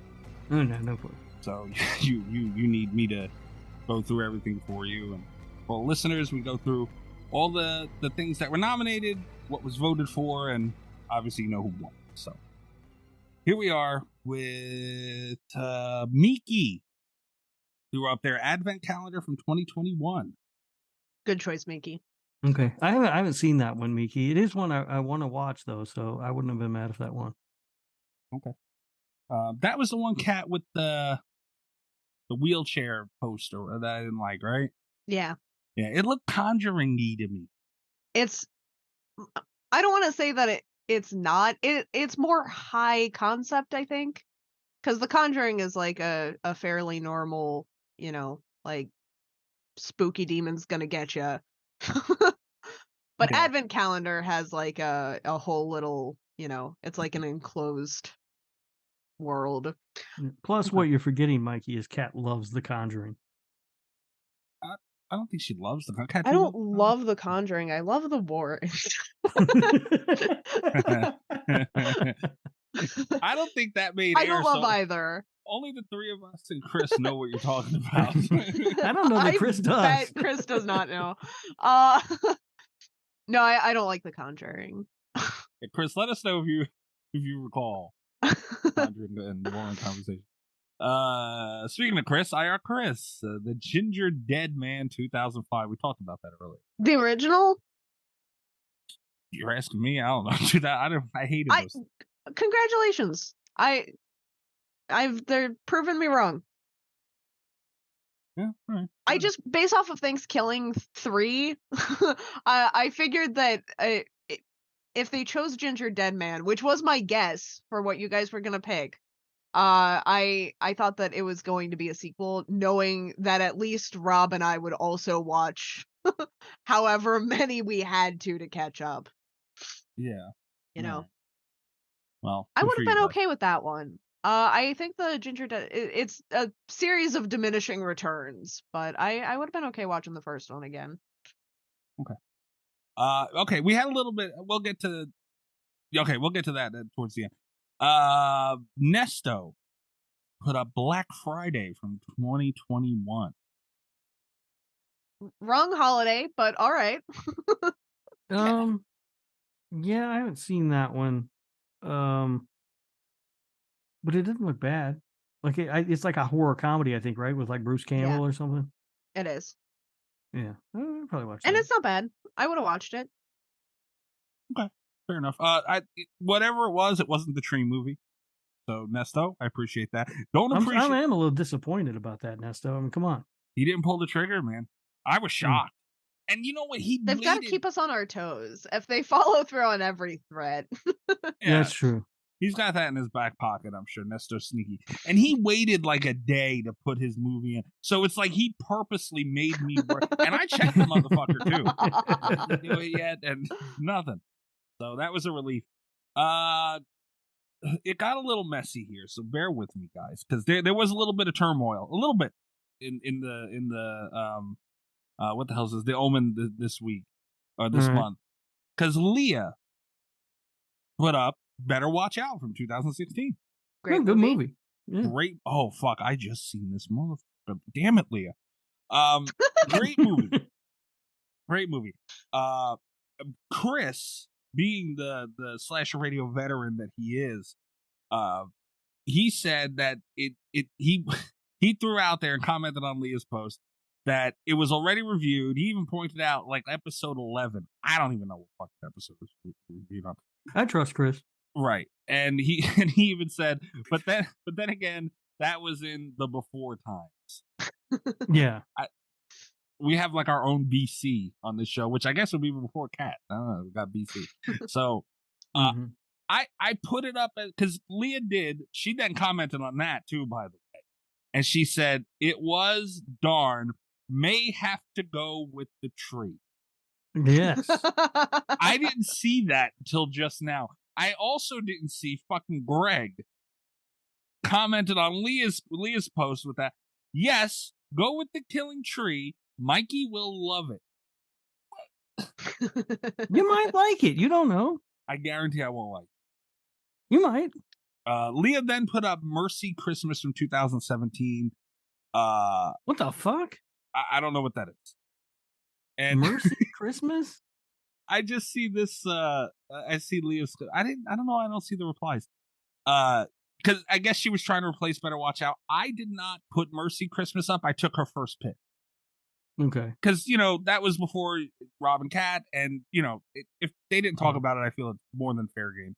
Yeah. I mean, look, nothing on this that the show did before the Exorcist episode matters. There was a lot after that. Yeah. So I did not put. Plus, Better Watch Out is a great movie, so I just put that one up there. Leah also commented 2 days after that and said, "So glad this did not make it to the executioner. Just watch it, and it sucked." So thank you, Leah. And also, Greg put up the movie we're talking about today, Inside. Thank you, Greg. Honestly, I'm a little disappointed he didn't put up Orca. I'm sure he'll put it up next month. He will not give up. He's relentless, Greg. So okay, on to the executioner, and this is the part where where people vote, the patrons vote on what gets picked. Mm-hmm. Inside won. Mm-hmm. And there was another also. Now you told me earlier that there was something else was leading, like it looked like it was going to be something else. I thought it was going to be Better Watch Out. Yeah, and then you sent a message saying that it was Inside. So I think you're just tricking me, and you guys watch Better Watch Out. Surprise! I wish I did. No, that's another thing. Listen, patrons, you guys are awesome, but just keep in mind, it didn't turn out being a chaos or anything, but just keep in mind, because the votes move constantly. Like, I'll check it 1 minute, and then, like, Better Watch Out had no votes. It was winning, now has no votes. I don't know how that happened. So people keep changing their votes? Yeah. Oh. So just keep in mind, we do have to watch these movies and fit into schedules. By the way, did I mention that Nick nominated Santa Sleigh? No, you didn't. But now Nick, favorite patron. There you go. I figured you would like. That's why I waited, I guess, and I forgot. Yeah, Nick is the best. I figured you would like that. That's why we call him Big Dick Nick. That's Nick Foles. Oh. Yeah. Oh, is that his nickname, really? Yeah, it is. And remind me later after the show, I got to send you a clip of Deion Sanders. He found out that was his nickname while doing a show with Dave Portnoy, and he was not happy about it. Yeah. Not find Big Nick funny at all. I didn't know that was his. Didn't know that was his nickname. Sorry, Nick. It's already taken. Yeah. I'm sure we'll find out with something else that goes with Nick for you. But yeah, Nick always bringing the wood, man. Well, Yeah. I don't like Santa Sleigh, but you liked it, so he's appeasing someone. This is awesome. Yeah, it's awesome. So there was a 2-way tie for second between the Ginger Dead Man and Santa Sleigh. Damn it! All right. Obviously, as you guys can tell from the title in our previous discussions, we're talking about Inside 2017. Greg also pointed out that, not 2017, 2007. And Greg pointed out the French version. God forbid we watch anything we don't have to read. Here we are. Kat, you love this movie. I love this movie. And I hadn't seen it in a while. I'm really glad we're watching it this year because this is, I guess, for the patrons. We had the 100, was it the Rolling Stones list, the 100 and one greatest movies of greatest horror movies of all time, and this was like number 4, and it was like I never would have imagined seeing it on a list, but I was so excited that it was there, and I was thinking of it. I was remembering it, as being like this. This might have High Tension might have been my introduction into like the French extremism movement, but in All Interior was very, very early in that me liking weird ass French horror films. And so I was like, I got all hyped about it on the list. And then also when we were I found the list of like the 28 best Christmas horror movies, and it was on there. And I had not remembered that it was a Christmas film. So this is it's been coming up a lot lately on the show. I was really excited to give it a rewatch after so long. I'm glad that it won. I'm glad we're doing the I think that would have been the ultimate punishment pick, is if we had to watch The American Inside for Christmas. That would have driven me up the wall. But no, I was really excited that it got picked. And I pulled a Mikey this week. I did not read it. But you understand French though, to a degree, right? Okay. It's different for me. Extremely. Did you remember the subtitles, Mikey?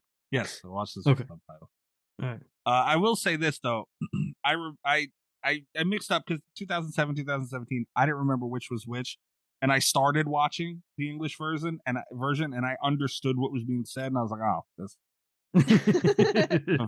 unfortunately is not what we're doing. But I'm kind of glad I watched the first few seconds of it, and the movie, the French version, the original Inside, starts out with I never remember names. The main character, Sarah, I remember her. In the car. The American version shows the crash, which was cool. I kind of wish they would have did that. Not a big deal. I just wanted to mention that the crash was in the American version, which was fine. They show the crash on the French version. Did they? Yeah. There's the crash. The one I did, it started with her sitting in the car all bloody. Oh, okay. Well, damn. That sucks. All right, so thoughts? Kat, obviously you liked it. Rob, how do you feel about it? Yeah, it's good. I do really like it. I do have one thing. Uh-oh. I do have one, and sometimes the rewatches get me. Sometimes it happens, and I was really worried that this one was going to get me, because I watched this. I don't think I saw it in 2007, but I saw it like early 2010s. Mm-hmm. Like around there. I saw it when it was more recent, and I haven't seen it since then, I had not remembered how bad the CGI was. I don't think the CGI Terrible. was bad at Mm. its time. Oh, Like, it's awful. there was so much stuff coming out around them that had like really just people were excited about CGI still. And yeah, I started the movie, I saw the CGI, and it's like, oh god, this is gonna be one of those things that I end up hating, even though I advocated for it. Yeah. But it everything that I love about this movie, I still love. It's just also the CGI aged very poorly. I wish they had had a puppet. Yeah. Oh, come Yeah, on. I had those notes too. And I as a matter of fact, one of the first things that I took note of is that rain CGI? Because it looks like it's CGI rain and it looks like shit. I doubt it. Yeah, not all of the effects were great, but I mean the effects that were good, I stand by. Like there was like the practical effects or whatever. I assume they were practical fantastic. because they looked really good. They looked so But amazing. anything that was CGI looked like absolute garbage. I mean, the flame. Yeah, That that was my shit. other one. The creepy baby looked like shit. I hate this was not a previous complaint that I had, but I on the rewatch really hate that baby. Here's the thing about the baby. I hated the baby sort of too because it looks bad and I was like, oh, it's the horror look who's talking kind of thing. Mhm. But I do think that ultimately it sort of adds to the story a little bit, or at least adds to the drama or the tension. Narratively, I love that they Yeah. had the baby. It's just Yeah, the like, it baby works. itself that I have a problem with. Oh yeah, It's no, the CGI. it looks fucking stupid and creepy, yeah. But no, it that's it actually works. it works. That's my favorite part of it really adds a layer to the home invasion story. You know, Mhm. there's that parallel where it's like, you know, she's trying to protect this baby while also her space is being infiltrated that I think is really effective. And that was my pitch when we were talking about Inside to watch last week because it's like you see so many like home invasion stories, you see so many like slasher violent movies. A lot of people are afraid to put the pregnant woman in any kind of danger, and that's when you're most vulnerable. So just like as a horror perspective, it works. Like Yeah. the whole thing works, Yeah. except I mean, the CGI. it doesn't work as much as a professional wrestler being a killer Santa Claus, but it does work. Let it go. I'm begging you to let it go. Oh my god! I'm glad that's a seasonal movie, and I have to keep hearing it. I don't know. I mean, I feel I like do we could think watch it any Nesto's time of year. long-term plan is going to be to nominate The Killing Tree at like Easter. Or next week, or next month. I don't put it past Nesto at all. Yeah, that I noted that too. The Yeah. scene where she's throwing up and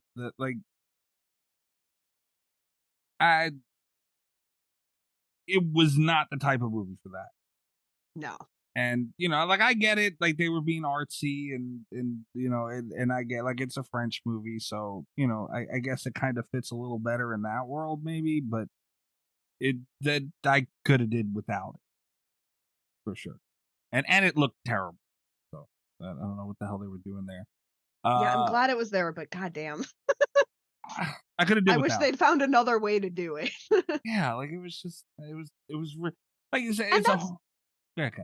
Oh, like you just said, it's French. It's Right. artsy.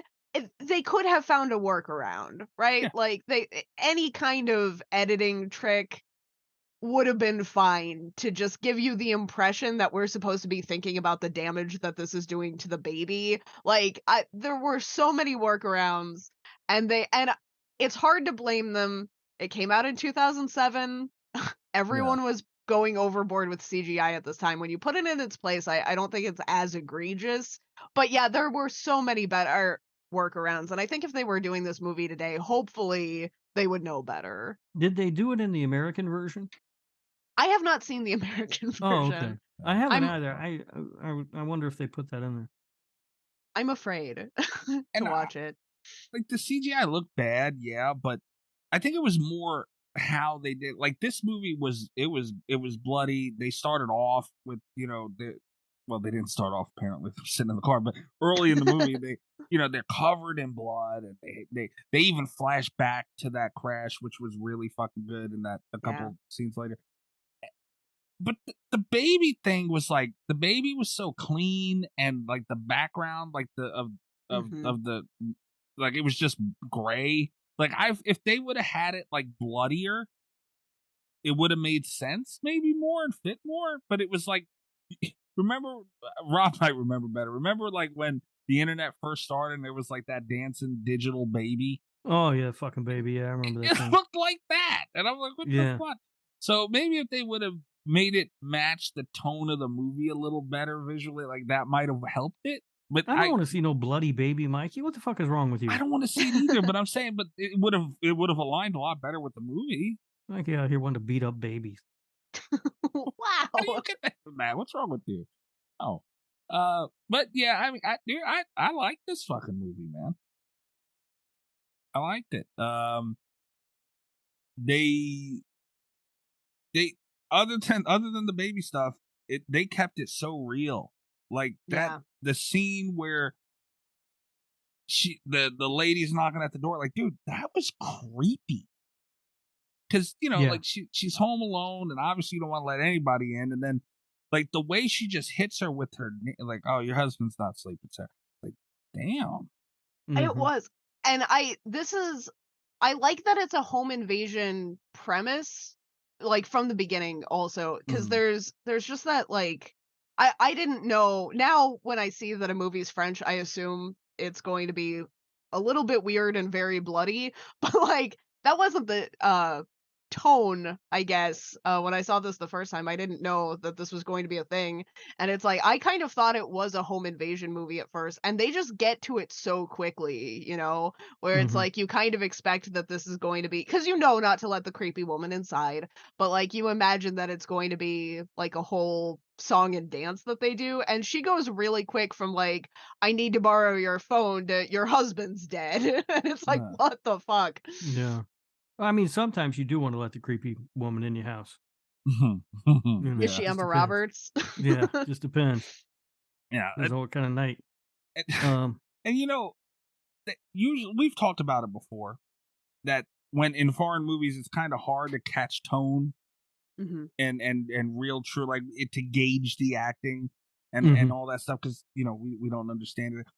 That scene hit. I couldn't understand what she was saying, but I like, even if if I'd watched it without subtitles, imagine that. If it sounded creepy. Like I wouldn't have known what she said, but it was like just the sound of it, the tone of it, the reaction that Sarah gave, like it hit you with that moment of, oh fuck. And I think that's something that's kind of impressive, because French as a language, it's a very soft language. Yeah. I think sometimes it's more inclined to sound, like over the top as opposed to genuinely like creepy. I think it's something they did really well. I'm glad that you brought up the language barrier with intonation, though. I have a friend who lives in France, and he does movie reviews. He's not as horror specific, but every now and then we'll talk about these movies. One of his least favorite films of all time is The Advent Calendar, because I guess to like a native Parisian, I guess the acting is terrible, and it's like I never would have guessed. Like, that's fair. Yeah. But sometimes, there is just that translation barrier where it can be kind of hard to tell, like, because you're not used to hearing it all the time, Yeah, but I think one of the things I think is most impressive about this movie is how there are long stretches of no dialogue. Yes. That always impresses me in a movie. Like it's a pretty simple thing to do, I think, but it always impresses me when I watch a movie. And but I think the actors managed to carry through those stretches perfect. Like you always know what's going on. Oh yeah. Yeah, I thought that was really well done. I love that there's a movie out there that shows that French police are just as incompetent as American police are. That made me, that was reassuring to see. It's not just us, it's the whole world, apparently. But, and I noted that. I'm glad you brought it up, because I want to talk about it. Is it incompetence? I mean, yeah, they were pretty much useless. But the sad part is, that's how useless cops are, and that's like, what are they supposed to do? When you think about it, honestly, person's not there anymore. What, they're supposed to hang out at your house? Like, they can't do that. What are they supposed to do? Well, I mean, they realized something was up. They come back, and then they get murdered anyway. That I'm not talking about that part. Yes, you're right. I mean, yes. completely incompetent. I mean, they could not have fucked it up more. And then when the third guy who was in the car decides that he's got to go in, he takes the kid that they just arrested in with him. Like, what the fuck? That was hilarious. I feel like that should be a real life punishment. If you get arrested, you should have to go along with the cops on ride-alongs for the rest of the fucking night. Get them into some real shit and drag them along. If they die, they die. You know, it happens. That would probably be the most effective anti-drug campaign. Absolutely. You get a crackhead high on crack in a situation, he'll never touch it again. It's an aspect that I kind of like about this movie, because it's one of those things, it can either be done really well, or it can be really infuriating when the police officers show up and make really terrible decisions. I think this one walked that line so carefully, where it's like, here's exactly what information this idiot has. Here's his reason. And it's not like they get into it. It's like you said, there's not a ton of dialogue. He doesn't over-explain anything, but it's like, from his perspective, he can't leave the kid unattended in the car. He's like, we're just going to go check this out. And then, like, one step at a time, it's like, we know that he's making the wrong decision every step of the way, but he doesn't know what else to do. And it's like, I think they did a good job kind of walking that line of infuriating, but they don't quite. I wasn't talking about that. That was stupidity, incompetence, all that. I agree. But I'm saying in the beginning, like, that's the fucked up part, man. Like, they did what they can do. There's nothing more they can do in that situation. Oh yeah. And that's the scary part, dude. Because I also an annoying part for me. I'm not gonna make it a huge deal, but after something like that happens, you go stay somewhere else. Period. Yeah, But again, the movie had to happen, so I get it. I'm not killing them for it. But that was like dumb. But I do think it's an interesting setup for a home invasion thing, though, because usually, like, a lot of other movies that have this kind of premise would go to, like, such extreme lengths to show why she can't contact anyone else. Agreed. And I think this one kind of subverts that, because it's like, not only can she contact someone else, she doesn't feel like she needs to, because she knows that people are going to be checking up on her. She feels safe. Like, and I think it was really interesting how quickly that backfires. Yeah. And like I said, the reason I'm not killing it is because of that. Like, because it's not for nothing. That scene where the lady was standing in the window too was fucking awesome. But man, like, Sarah, she was smart in that situation. She held it. She was terrified, obviously, but she grabbed something sharp. She was smart enough to take pictures. She was standing there trying to hold her own. She was showing she was brave, and that she had the confidence that she could hold her own overnight. And she had all this shit happen, and family's not being the greatest, and all that stuff's going on. So that's why I'm not going to kill him for it, because it kind of like, who would think it would turn into that? Yeah. So I give him a pass on it. If you do things right, I can forgive. I always expect everybody's trying to kill me. Even me? Mm-hmm. Especially you. I'm not trying to kill you. I'm just trying to take a shit in your living room. Another thing I really loved about this movie was the blood in the hallway and the bathroom. Masterful job. And down the stairs, that shot, where it's just like rolling down that people always have that clip of The Shining. They should replace it with that. Yeah. Like, instead of the elevator thing, because that was just, it was so beautifully shot and so disturbing. Yeah. I think that's a lot of this movie. Yeah. I mean, the movie looks great. Yeah. And the hallway. And I like, because there are a lot of different shots of the hallway. And at first, the first time you see it, because especially if you go in like not quite knowing what to expect. The first shot you see of blood in the hallway, you're like, holy shit, that's a lot of blood. And then it's like, it's just the beginning. Cause like every time they show the hallway after that, it's like there's just more and more blood. Yeah. It's just. Yeah. It's kind of claustrophobic, like you feel like that blood's kind of creeping in at you as the movie progresses. Yeah. It's so at the end when that guy pops up, was he a fucking zombie or something? No, I think he was so Because I was watching, I'm like, what the fuck? What is happening here? Because his And brain gets all fucked up. Yeah, he just seemed like a zombie, and I did not care for that part. I will say, I do think I like the premise of that part. Assuming that I'm correct in it, I do think it was other than the baby, the most poorly executed part of the movie. Yeah, because it was messy. Yeah, and it it's just like stood out really, really like a lot to me. Like they did so much right. What the fuck is this? I think like on paper it makes sense because it's like I think it's a good, maybe not the most. And this is something that I like about the movie also in other instances where it's like they have enough foreshadowing that things aren't really twists. There's just that sense of dread, right? Like instead of trying to be like, oh, surprise, she kills her mom. Like it's like you can see it coming, but it's the execution of it that makes it effective. I think on paper, the thing with the kid standing back up could have been one of those things, where it's like, they don't check to see that he's dead. They assume he's dead. He gets back up. It's a very scary moment. But just in execution, you're like, what the fuck? Yeah, it's awkward. Yeah, it's just like it doesn't really fit. Could have did. And it's like he's blind and he's in self-defense mode, and you're like, okay, I guess. But like, yeah, that was a weaker segment. Yeah. But again, if you do enough right, you can be forgiven for things like anything in life, including movies. Well, I'm not gonna lie to you guys. I took a chunk of my score off when that happened. That's fair for this movie. I mean, a pretty good chunk. Like, what the fuck? Like honestly, subtitle shit aside, like this is my problem. Like ultimately with foreign movies, and quote unquote problem, but you got a lot of problems. I do have a ton of problems.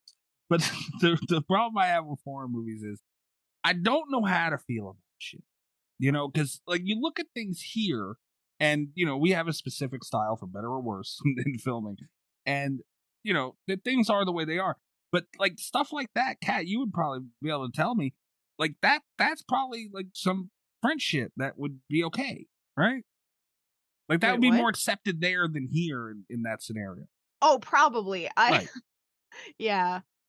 So, like that, and we have to take that into consideration too, because no, I don't know that I do. I think I have to just view the movie through the lens that I view movies through. You do, but I could see you taking points off, but I don't think, I feel like it should be more forgiven than not. I'll tell you exactly how much it took off when we get to the scores. Fair enough. Yeah. Fair enough. But yeah, that was, see, and that's normally I'll hate it because like Home Invasion, dude, keep it that way. It's fucking, you guys did a phenomenal job at that. Why would you get over the top with it? I think we're overlooking something that was really important too, and done very well. When the lady does get in the house, when Sarah is sleeping, man, like look, I am pissed off that Sarah and whatever the hell this lady's name was, the killer in this, they should have been in Murder Madness bracket. Yeah. Both of them. Because, like, Sarah was a badass and she held her own and did what she had to do. But, man, this lady, she was fucking cool, calm, collected, had a plan, didn't rush, and was patient with things. And I find sleep super scary. And it's, for a ton of reasons, but, like, they did such a good job making that scene real where she's sleeping and you're just like anything could be going on around you, and like life doesn't stop for anyone but us while we're sleeping. Oh, I love sleeping though. Yeah, you do. but that's the scary aspect of it, man. Like shit could be going on around you, you don't fucking know. And like think about coming out of your body while you're sleeping. You're just laying there. Life goes on. Oh yeah. You know, and this I've lady, had my place broken into twice while I've been there asleep. Get the fuck out, really? Yeah. That's scary as fuck. Yeah, it happened twice to me. Oh my God. That's terrifying. I would never sleep again after that happened once. That's what I'm saying. We gotta talk about that at some point in life, by the way. We've got to get Rob into like some therapy or something. No, Like, he might be fine. repressing some shit. Trust me, I have no issue sleeping. No, you sure fucking don't. But yeah, that they just did such a good job where she's taking her time with everything. She's sterilizing the scissors and all that stuff, man. And you get a couple of things where, like we talked about with the baby coming out of the mouth and shit, where she's dreaming, and it's like you think this might be a dream, but it's not. And man, I thought that was done very well. It was nice of her to sterilize the scissors. Very nice. Was she very thoughtful?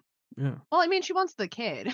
She's not going to risk hurting. She does later risk hurting the kid. But when she has it planned out, you know, when she thinks she's in control, then she's not going to risk hurting the kid. Yeah. I don't know. This seems like a lot of work to do to get a kid. Wouldn't it be easier just to wait for the kid to be born and snatch it? Yes. You know, I mean, it seemed like it'd be a hell of a lot easier. Yeah. But to be fair, I think that's also what she thought. Like, I thought that, not that would be easier, but I don't think she realized how much work it was going to be. Mm-hmm. Because she just, it's such a weird thing, and I do think it's very French. She dresses up for the occasion, which just absolutely kills me. It's like this woman was at home. She knew that she was going to come into this woman's house. She thought she was just going to wait until this woman falls asleep, cut a baby out of her, and she's like, I'm gonna wear my nice corset today. It's like, I fucking love it. And then also the immediate regret, because it's like things start to go difficult. The woman gets to the bathroom and Sarah's like not being killed easily, and she goes downstairs to regroup, and the first thing she does, that corset comes off, and it's just like she's like making herself at home downstairs. Like, that was a trip. God. She's putting ice on her I was like, she's got nerve. Look, you're gonna be in my fucking house, and I fuck you up in my house, or you break into my house, and you're gonna use my ice to lessen your knot. Like, damn, I'll be damned. But it was like she let the guy in and fucking sitting down with him, tells his whole story, and that was what I liked about her, man. Like, for a second, like I was like, what the fuck? Like, I got what? Because she played it so cool. She's very sharp, and I love that too, because it's like that's peak horror improv right there. Because he's the one that suggests that she's the mom, and she just right away picks up on it, and is like, all right, this is my daughter. Without blinking, man. And then she starts giving him an attitude. Keep quiet, she just went to sleep. Like, who the fuck? Like, she played it so well, though. I was like, damn, man. Like, she knows what she's you would think she steals babies out of people for a living. And that's the thing, because like before you know why she's there, you're like, what the fuck? Like, who sent her? What is she doing? How much practice does she have? Like, it's fucking absurd. Yeah. And for a woman to do it too. Because usually you'll see, you know, like, it's rare you see a woman antagonist, period.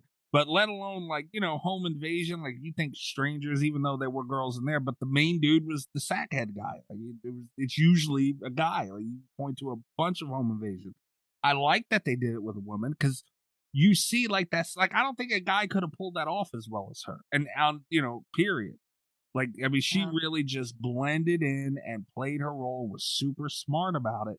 And I think that's what made it as good as it was, man. Like, I'll stand by this forever. Like, I love protagonists and everything, but an antagonist makes a horror movie most of the time. Yeah. I feel. Man, I could go on for. I just can't get over how good the hallway looked, man. Then the bathroom, like, I honestly, it's like if Rob Zombie had oh, for shit's sake. If Rob Zombie was realistic, because Rob Zombie stuff looks it looks real. It looks over the top, but it looks real. Like, they made this look real and they didn't go over the top. And don't for fuck's sake me, you know I'm right. Maybe they should have had Rob Zombie direct the American version. Holy shit. Could you imagine? Oh. It would have been in a trailer. It would have been great, man. She would have broken to that double wide and raised hell. She bro. just would have taken the house. Can you imagine? Some hillbilly lady driving the fucking trailer. That'd be funny as hell. It wouldn't be. You know exactly who would be driving the fucking trailer away. Yes, yeah. Miss Moon. But no, that would piss me off, but I would watch it. I don't know, man. They didn't do a ton for the zombie thing was weird. That was over top. But they didn't do a ton, and they did so much, and that's the beauty. And furthering down the road we were going on, then the mom shows up, and and that was a really cool scene.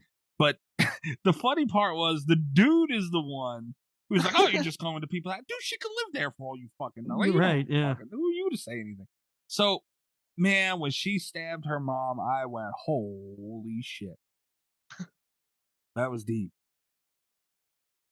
I like that they come back around to it too, because it's like she's still kind of in shock. She's upset, but like, she's more worried about survival and stuff. And one of the first things when the cops are there and she thinks she's safe is that she confesses to killing her mom.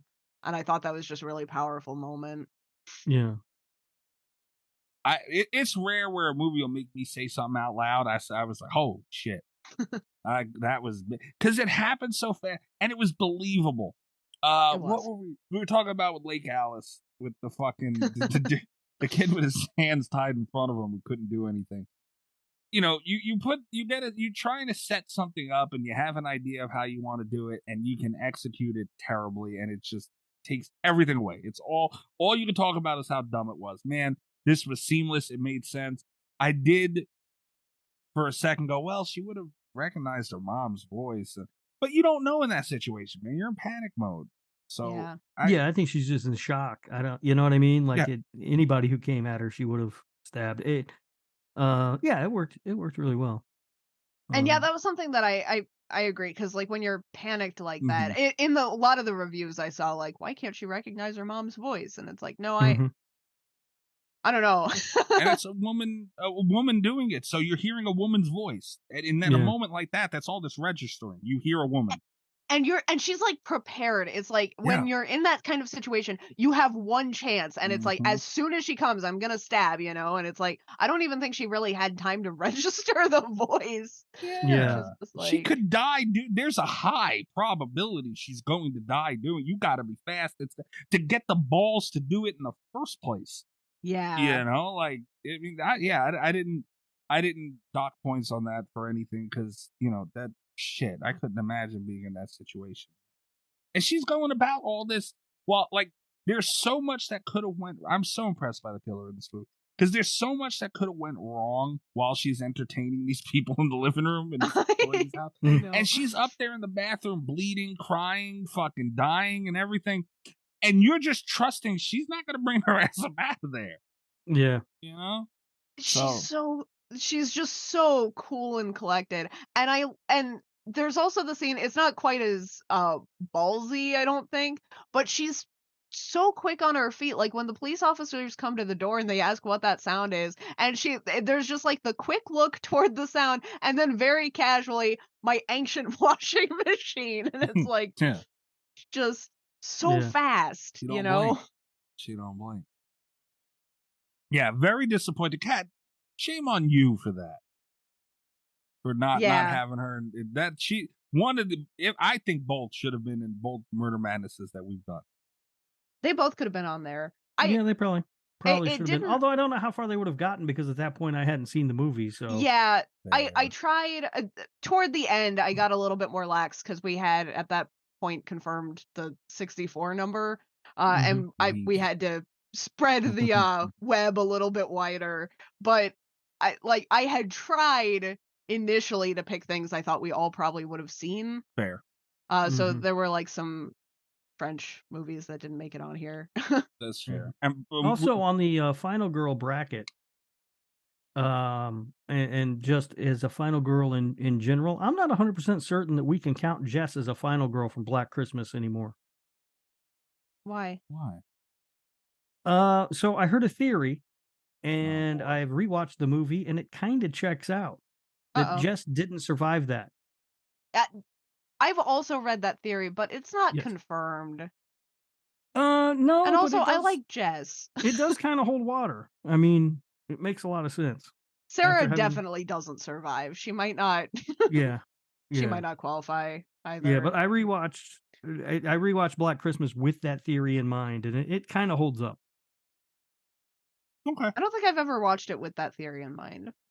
Yeah. There are a couple extra phone calls that are sort of unaccounted for, but otherwise it does hold up. I think we can both agree too that both Sarah and the killer of this movie would beat the shit out of Jeremy Melton. Yes, Oh, yeah. absolutely. Okay. Yes, yeah. Fuck you, Rick. Sarah I also, would beat when the I shit out of watched- Jeremy Melton if he sat down next to her. Like, she's got, I don't know if Rob noticed, she's got a little bit of the crazy eye going on. Yeah, I noticed. Yeah. There's certain things in life that don't get past me, Kat. There were like 3 different people that just like sat down directly at her side, and it's like, she's gonna stab somebody. That's I why would I not would get sit that next close to to that her. woman. I don't know what's going to happen, but it's going to be interesting.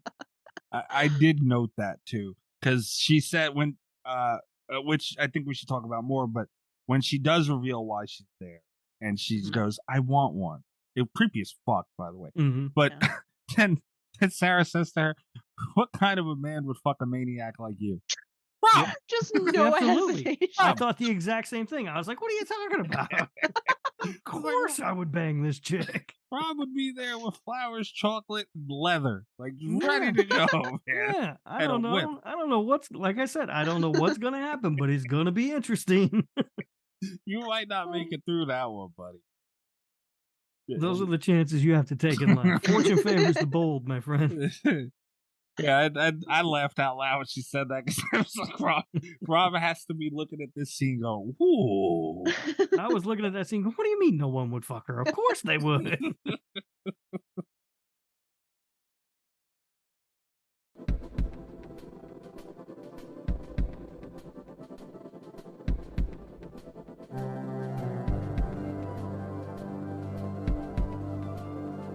Another thing that I thought of you with in this movie too, Rob. Very interesting lock for a bathroom. Yeah. Like who is that coveted in their toiletry that they need that kind of a lock? It did seem pretty extreme. Yeah. I was thinking, Rob, that your new office might want to consider one of them. Keep you up out of that motherfucker. Maybe. Yeah. I almost wondered if it wasn't like retrofitted. Because I also was looking at the lock for that door because it's like, this doesn't match. But it looks almost to me like there was not a lock on the bathroom initially and she had put one in, or someone had put one in like after the fact. Because it's like that kind of lock really doesn't match that door. Yeah, it was a different kind of lock. Which I guess if my bathroom door didn't have a lock, I might put one in also, but it was strange. Yeah. It's a smart move if you're going to have a kid to put a fucking lock on the door. Otherwise, you will never shit in peace again. Or a dog. My dog's always in the toilet with. Yeah. Can't stand that. I don't mind when the dog does. I don't want anybody in there. That's my time. Yeah, but it's nice to pet the dog while you're pooping. No? No. I don't know. One of the cats got into the bathroom with me this morning, and he just watched, and I was so uncomfortable. I was like, "Get out of here!" What the fuck are you looking at, you weirdo? Leave. It was like he was judging me, and it's like, "Don't get. Yeah. I don't need this right now." And my dog likes to cuddle, so she'd be trying to get my lap and stuff. Yeah, I don't. A cat I would want because they're not gonna want you to pet. They're just staring. No, yeah, and you know they're fucking judging you, cats. Cats are judging you anyway. Yeah, I don't sit and stare at the box while you're doing it, man. Get out of here. Come on.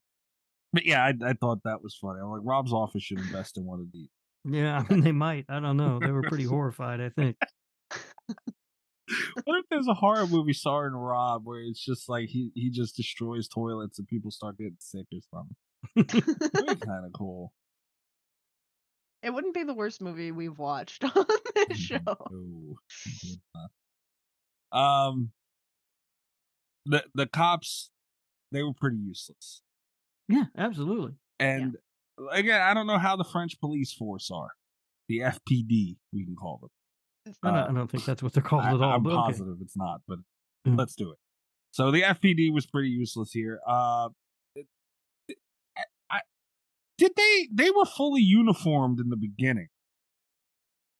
And then at the end, these guys show up and they're just like wearing regular clothes and just come in looking like they're ready. They're going to fix the fucking washing machine or something. Mm-hmm. And they don't call for backup, which is insane. Like that. I mean, how do you not immediately call for backup? And I'm not mad at the killer for taking the first one out. Like, I'm not like she struck fast. She got him in the eye. Like that's believable that would happen. But not calling for backup instantly when you see a scene like that up on those stairs in that hallway, like what? That took me out of it for a minute. I'm not gonna lie. Yeah, I mean, the thing about her taking out the first guy especially is he doesn't know, he has no idea what he's dealing with, right? And he's a bigger guy, and she's this little tiny French girl. You know what I mean? Like it seemed like he would. I feel like a person in that situation might have their guard down a little bit because they would underestimate, who they were dealing with. And she got him so fast that he had no chance to do anything. But yeah, you're right. I mean, that guy goes upstairs. I mean, come on. Yeah. If I hear my partner screaming as a cop, period, I'm calling for backup. I'm just shooting everybody and leaving. And leaving him. Yeah, that's why I would not be a good cop.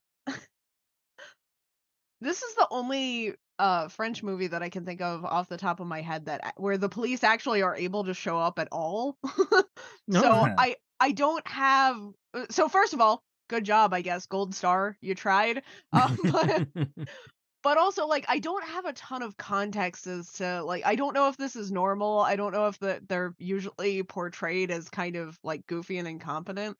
I will say, I wondered, like, when they don't call for backup, because she's living, my impression, at least on the rewatch, was that she's living in an area that's close to where the riots are happening.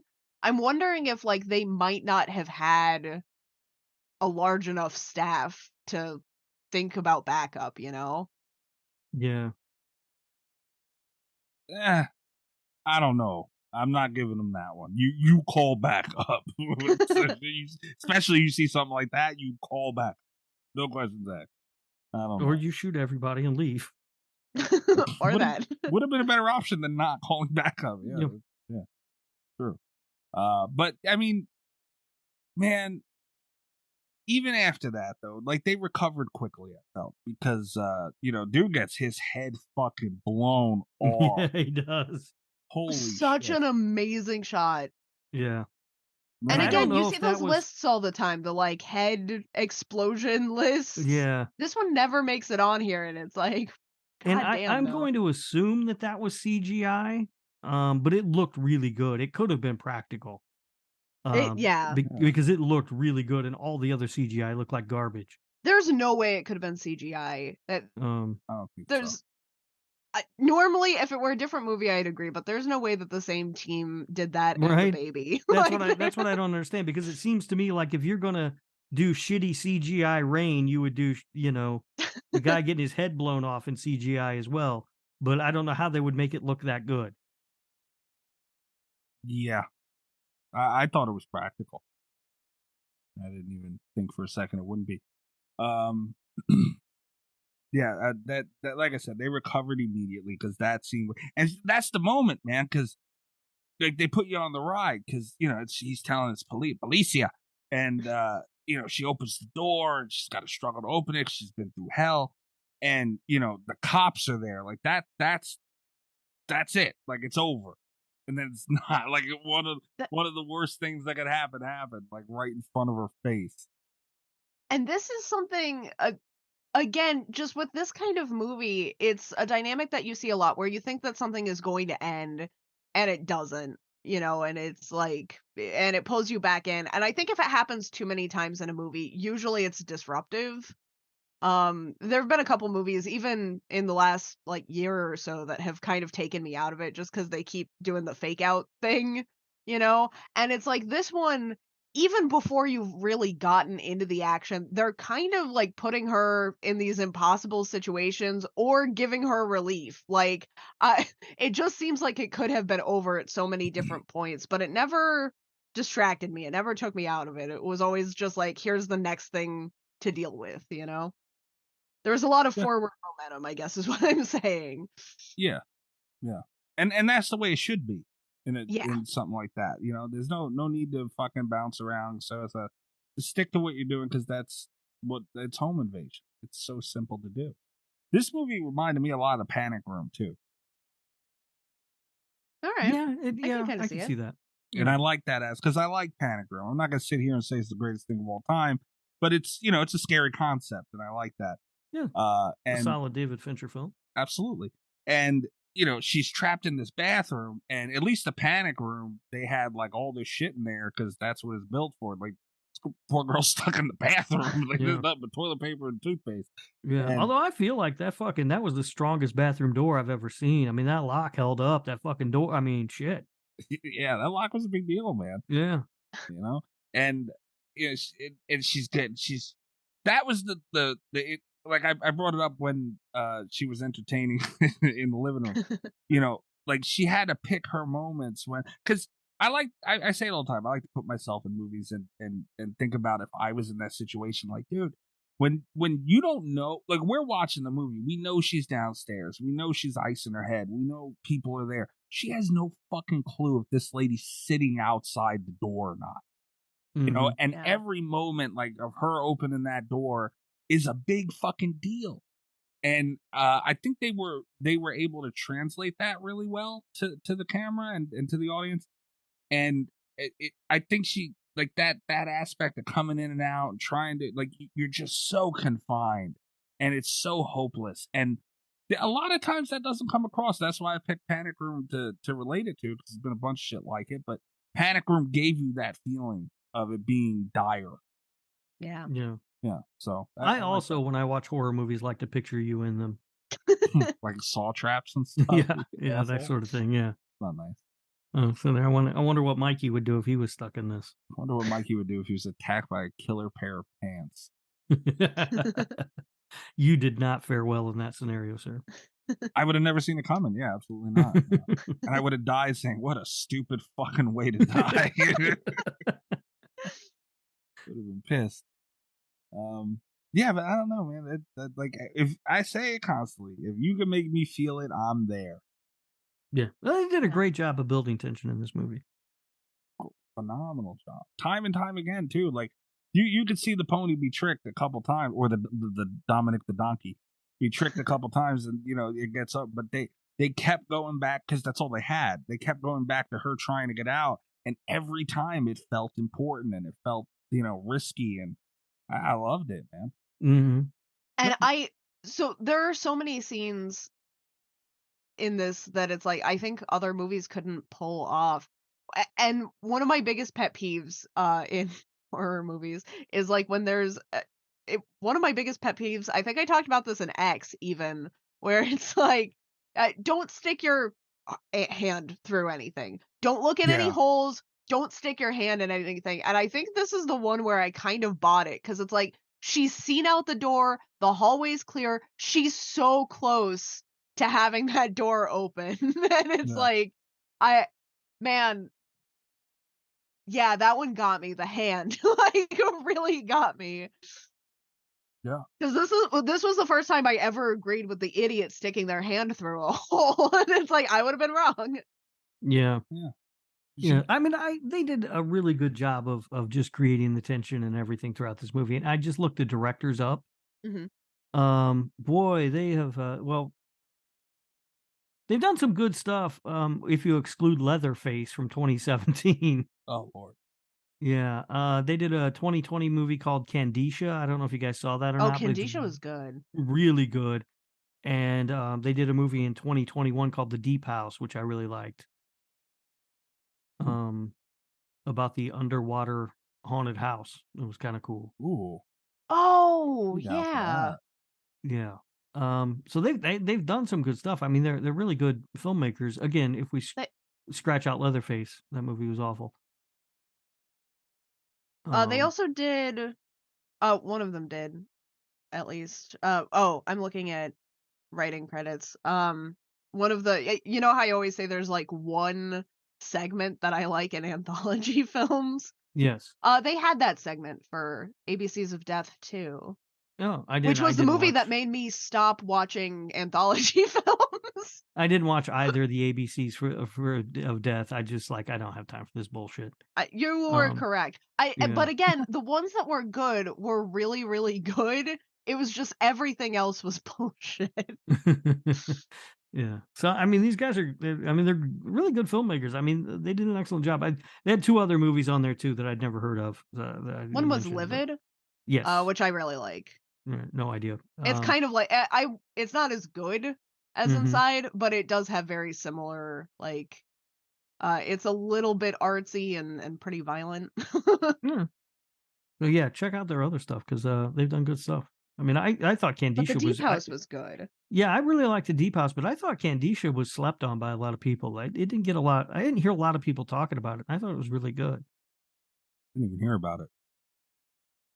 Goddamn. I think never mind. I was gonna say it's on Shudder, but I think they might have taken it off. I don't know if it's still on there. Yeah, it was. I don't know if it still is on there or not. I know it's not on there anymore. Oh, okay. Well, then yeah, they took it off. I was trying to pull it up real quick to see where I put it for that year. I mean, I had it ranked pretty high though. I agree with Kat, by the way. If you're still looking, while you're still looking that up, if you are, that the hand to the wall, the door, you want to call it stupid, but I mean, she had no fucking choice. And you know?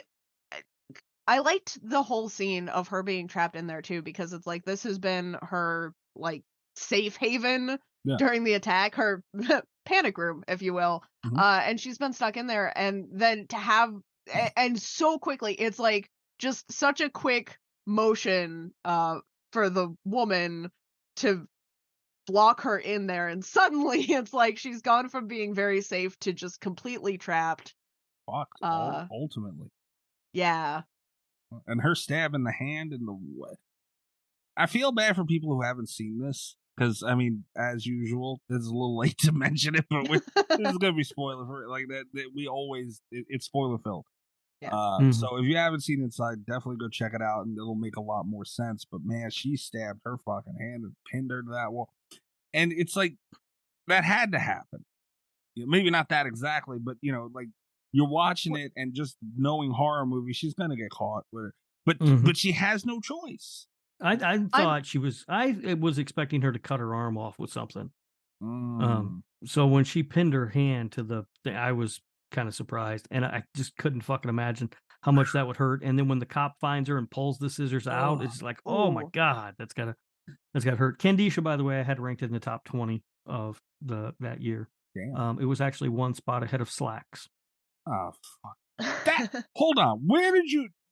Do you have an exact number of where you had that Candisha movie? I closed it already. I'm not looking again, but no, it was in the top 20. So Slacks was also in the top 20? Oh yes, yeah. Absolutely. I just want to point out, Mr. Cat's boyfriend is about to be really mad at the patrons. I promised him that for the year we were done watching over the top French movies, but he can't have this spoiled, right? I've got to make him watch this one. The patrons did it. This one, it's not my fault. Yeah. Yeah, that is true, Mr. Cat's boyfriend guy. And also watch Halloween 3. Lee, stop trying to get him to watch Halloween 3. Stop it. It's a great movie, and he's going to learn how to woo the women. Cat probably doesn't want him to watch it because of that. Oh, yeah, she's petrified, I'm sure. Yeah, that's my number one fear is... Cat, but what if he's going to show up at your house with a sweet ass mustache, six-pack? and some 6-pack and some Crocs? No, oh god, some Croots. Yeah, leave single, the poor guy. Don't do any of that. But what if he does what if he is into Tom Atkins, Cat? Then what do you do? I don't know what I'll do. You show him Night of the Creeps is what you do. Yeah, I guess we'll watch Night of the Creeps. That's the next logical step. Why the fuck would you watch that again? Jesus. Thrill me. No, we're not doing that. Not picking that back up. Stop. Man, I don't know how many notes I have. I'm Before we done. move away from the hand thing, I'm also out of notes. Yeah. But before we move away from the hand, and this part I will keep spoiler free because I've watched a lot of movies. I've watched a lot of 2022 movies. And I've noticed there's a trend of hand pinning to things. Uh, Yes. it's happened a lot this year, Mhm. and I had already kind of noted it.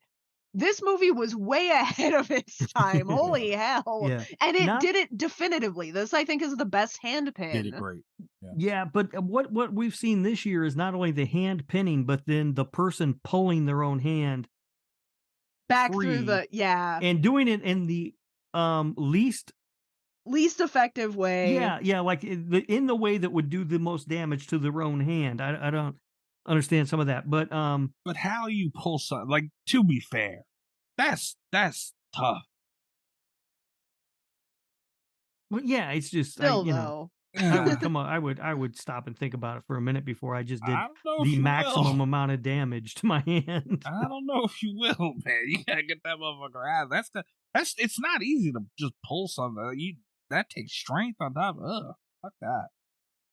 Oh. Yeah. But yes, that has been something that seems to be a running theme for horror movies lately.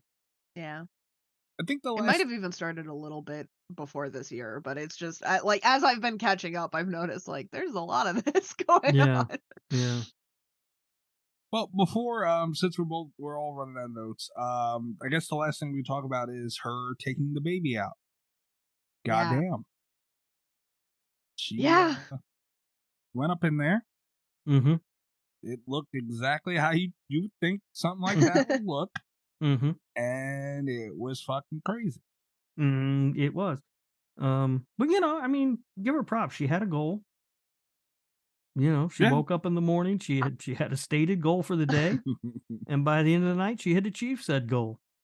Good for her. Rob's trying to win points. Trying to get a I'm date just here.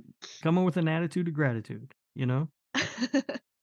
I think it's something because like there's so much dread when she's first when she first makes the attempt to cut the baby out, and she's like, she's doing it, it's scary, it's tense, and you're like, oh god, like what if she gets this baby out? And then you see this entire movie and it's just there's so much blood and violence. They've held really nothing back, like from the beginning, because even when she gets caught, the first thing she does is slash the woman's face, right? Like she just fucking goes for it. It hasn't held anything back up until this point. And then by the time it circles back around to, again, the woman is trying to cut the baby out of Sarah, and your fear is no longer like, oh shit, it's going to happen. It's like, oh shit, I'm gonna have to see this. Like, Yeah. you Yeah. know? Yeah. And then they had the aftermath of it, and damn, What a shot. holy shit, that was crazy. I do want to really quick just shout out to RC Jara. I'm not sure how often they listen to the show. It's a little Twitter buddy of mine. They work over at Dread Central, and they had tweeted a picture of some holiday movies that they were about to watch, and I seen that Inside was one of the DVDs they had. So, we're going back and forth about Inside. And I asked them if I'm going to be mad when I watch it. And they said their words were, I don't know if you'll be mad, but you might go mad. Shit is intense. Yeah, you were right. Just fucking, like, it had its moments, but that was like, even after everything we've seen, we talked about the hand pinning, her trying to cut the belly in the first place, all the stuff that happened. The mother, that was, but damn, man, like you would think everything that we've seen is like, it can't go past that. The head being shot, all that. Damn, man, that's crazy. So, yeah, what a fucking. Ooh. I'm glad that we got to watch it. I'm glad that we watched it this year. Yeah. And I'm glad that I didn't hate it on the rewatch. I will say those first couple minutes, I was real nervous. Oh yeah, the It's first like if couple I of do minutes this I was with like, Lake Alice and then also Inside, I'll just have to retire. I'll have to quit the show. I yeah, I was like, what in the fuck? The first couple of minutes, this is no. Yeah. Yeah, I was saying, I was like, oh god, I here we go. I will say I'm impressed that you also I mean, like, I can understand you seeing that first couple minutes and being like, "No." I'm impressed that it won you back after that, because sometimes Yeah. it just takes a couple minutes for a movie, and once I have the impression, it No. has to go above and beyond to win me back. No, listen, I'm not Mikey. I don't get hung up on one little thing and kill the movie for it. I don't always do that. I feel like that's your MO. I didn't do it here. Yeah, and I will admit, like the first, I don't even remember what it was, 10 or so, 15 or so minutes.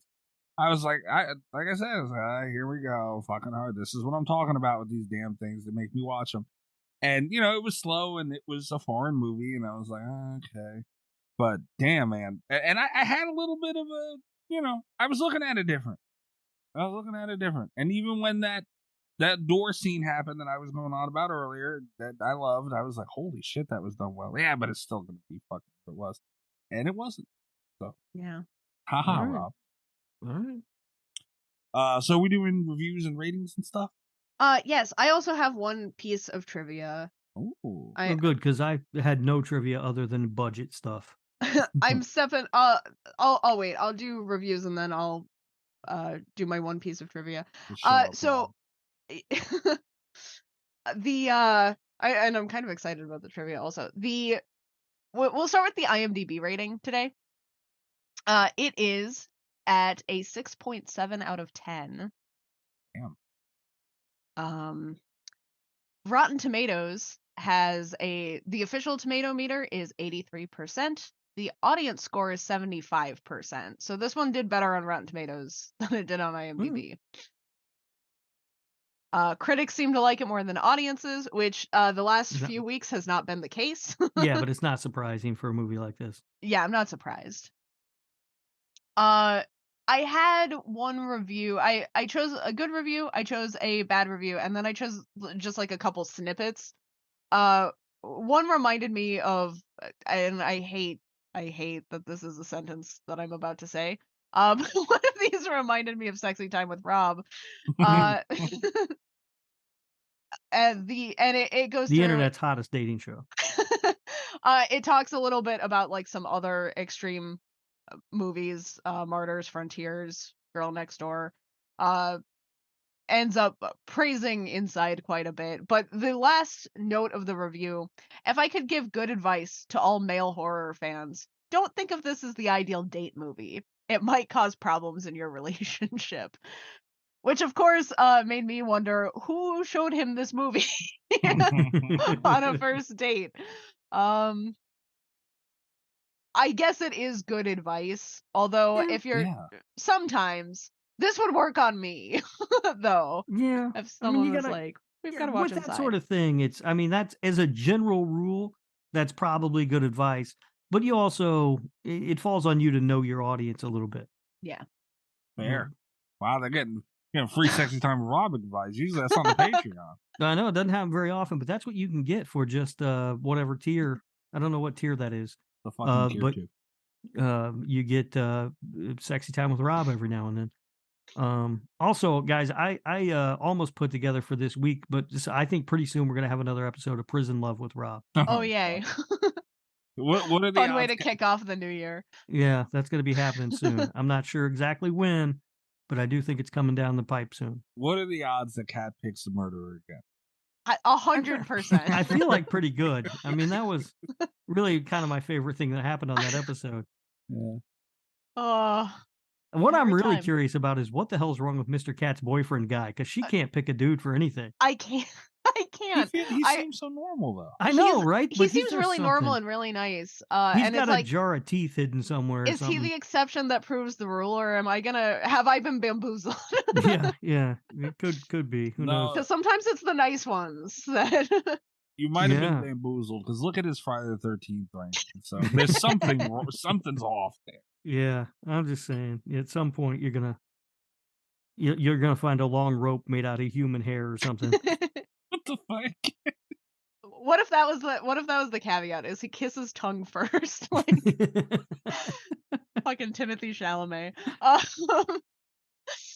The next review snippet that I have is I really appreciated because this is also the headline of the review, but then it builds back up to it. It goes through like the whole justification for the score and like what elements of the movie worked. And then it ends on the title of the review getting repeated again. This fantastic line.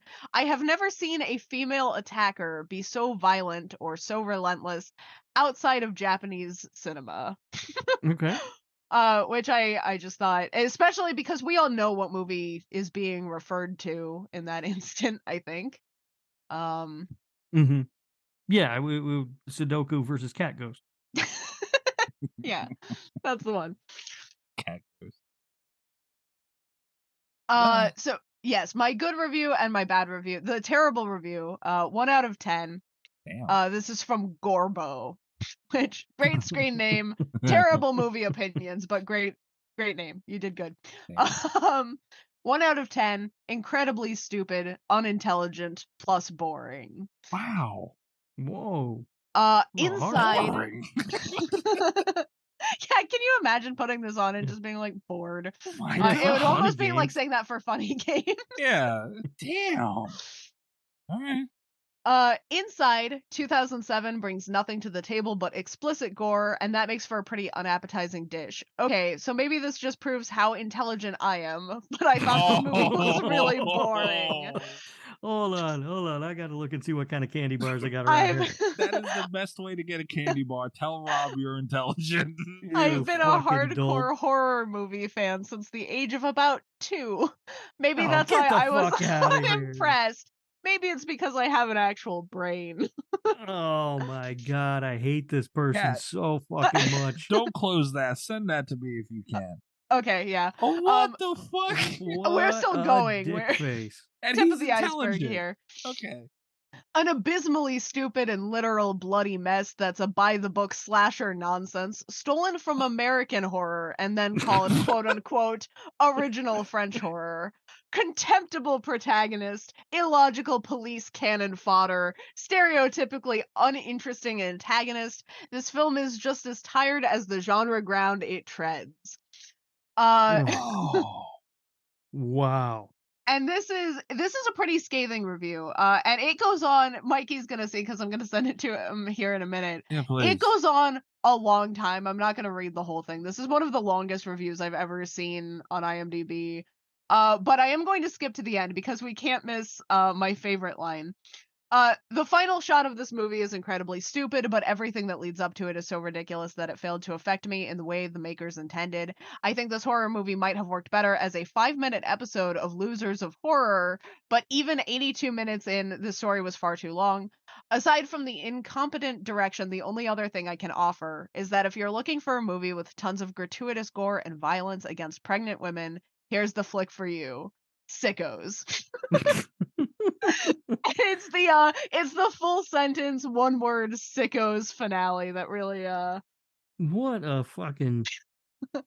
Does he mention his SAT scores in there at any point in the fucking review? Is he serious? What a jerk off. So yeah, I dropped the link for you guys so you can see how long it is. It's obnoxious, but yeah, when it started with him being intelligent, hardcore horror movie fan since the age of 2, and ended with the word sickos. It was just like, we've got to talk about this guy on the show.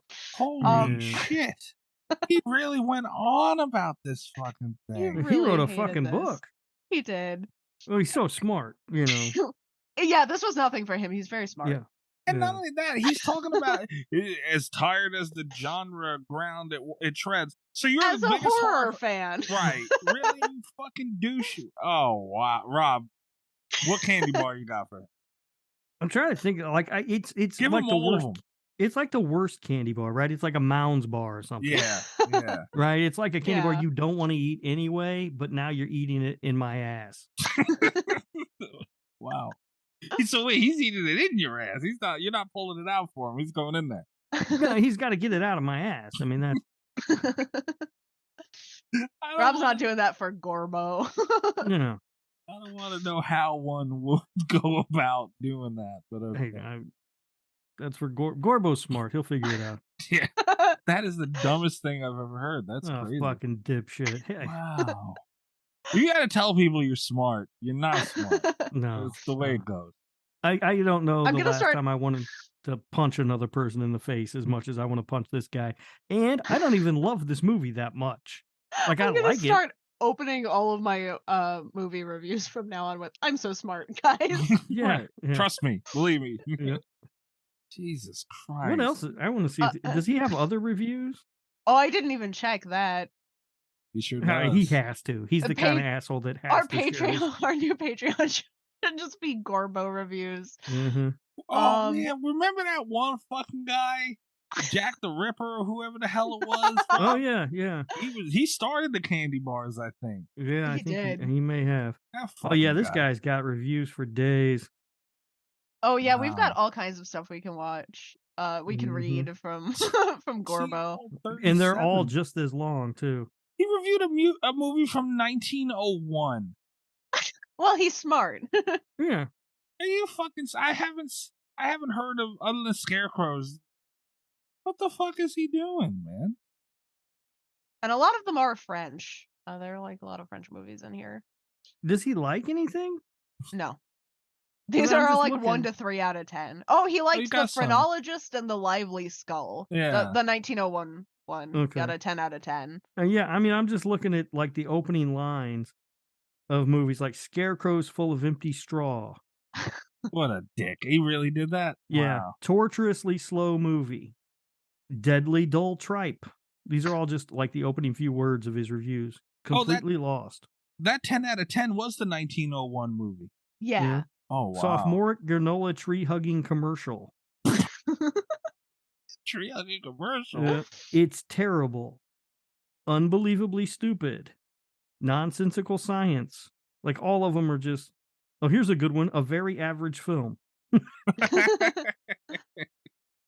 Wow, man. Well, I'm sure when he says average, he did all the actual math because he's I'm sure. very He's intelligent. smart. He's been an IMDb member for 16 years too now. I do not like that recommended for me after opening this is New Nightmare. What the fuck? It's the one movie he really liked. It better be. I've never seen this 1980 film called Battle Beyond the Stars, but his opening line in his review is better than Star Wars. He's too educated to like Star Wars. Okay. My 10 out of my I didn't do a 10 out of 10 review this time because I found one that just sounded better. Like the praise is really high for it, but it had no rating. So we're going to assume this is a 10 out of 10.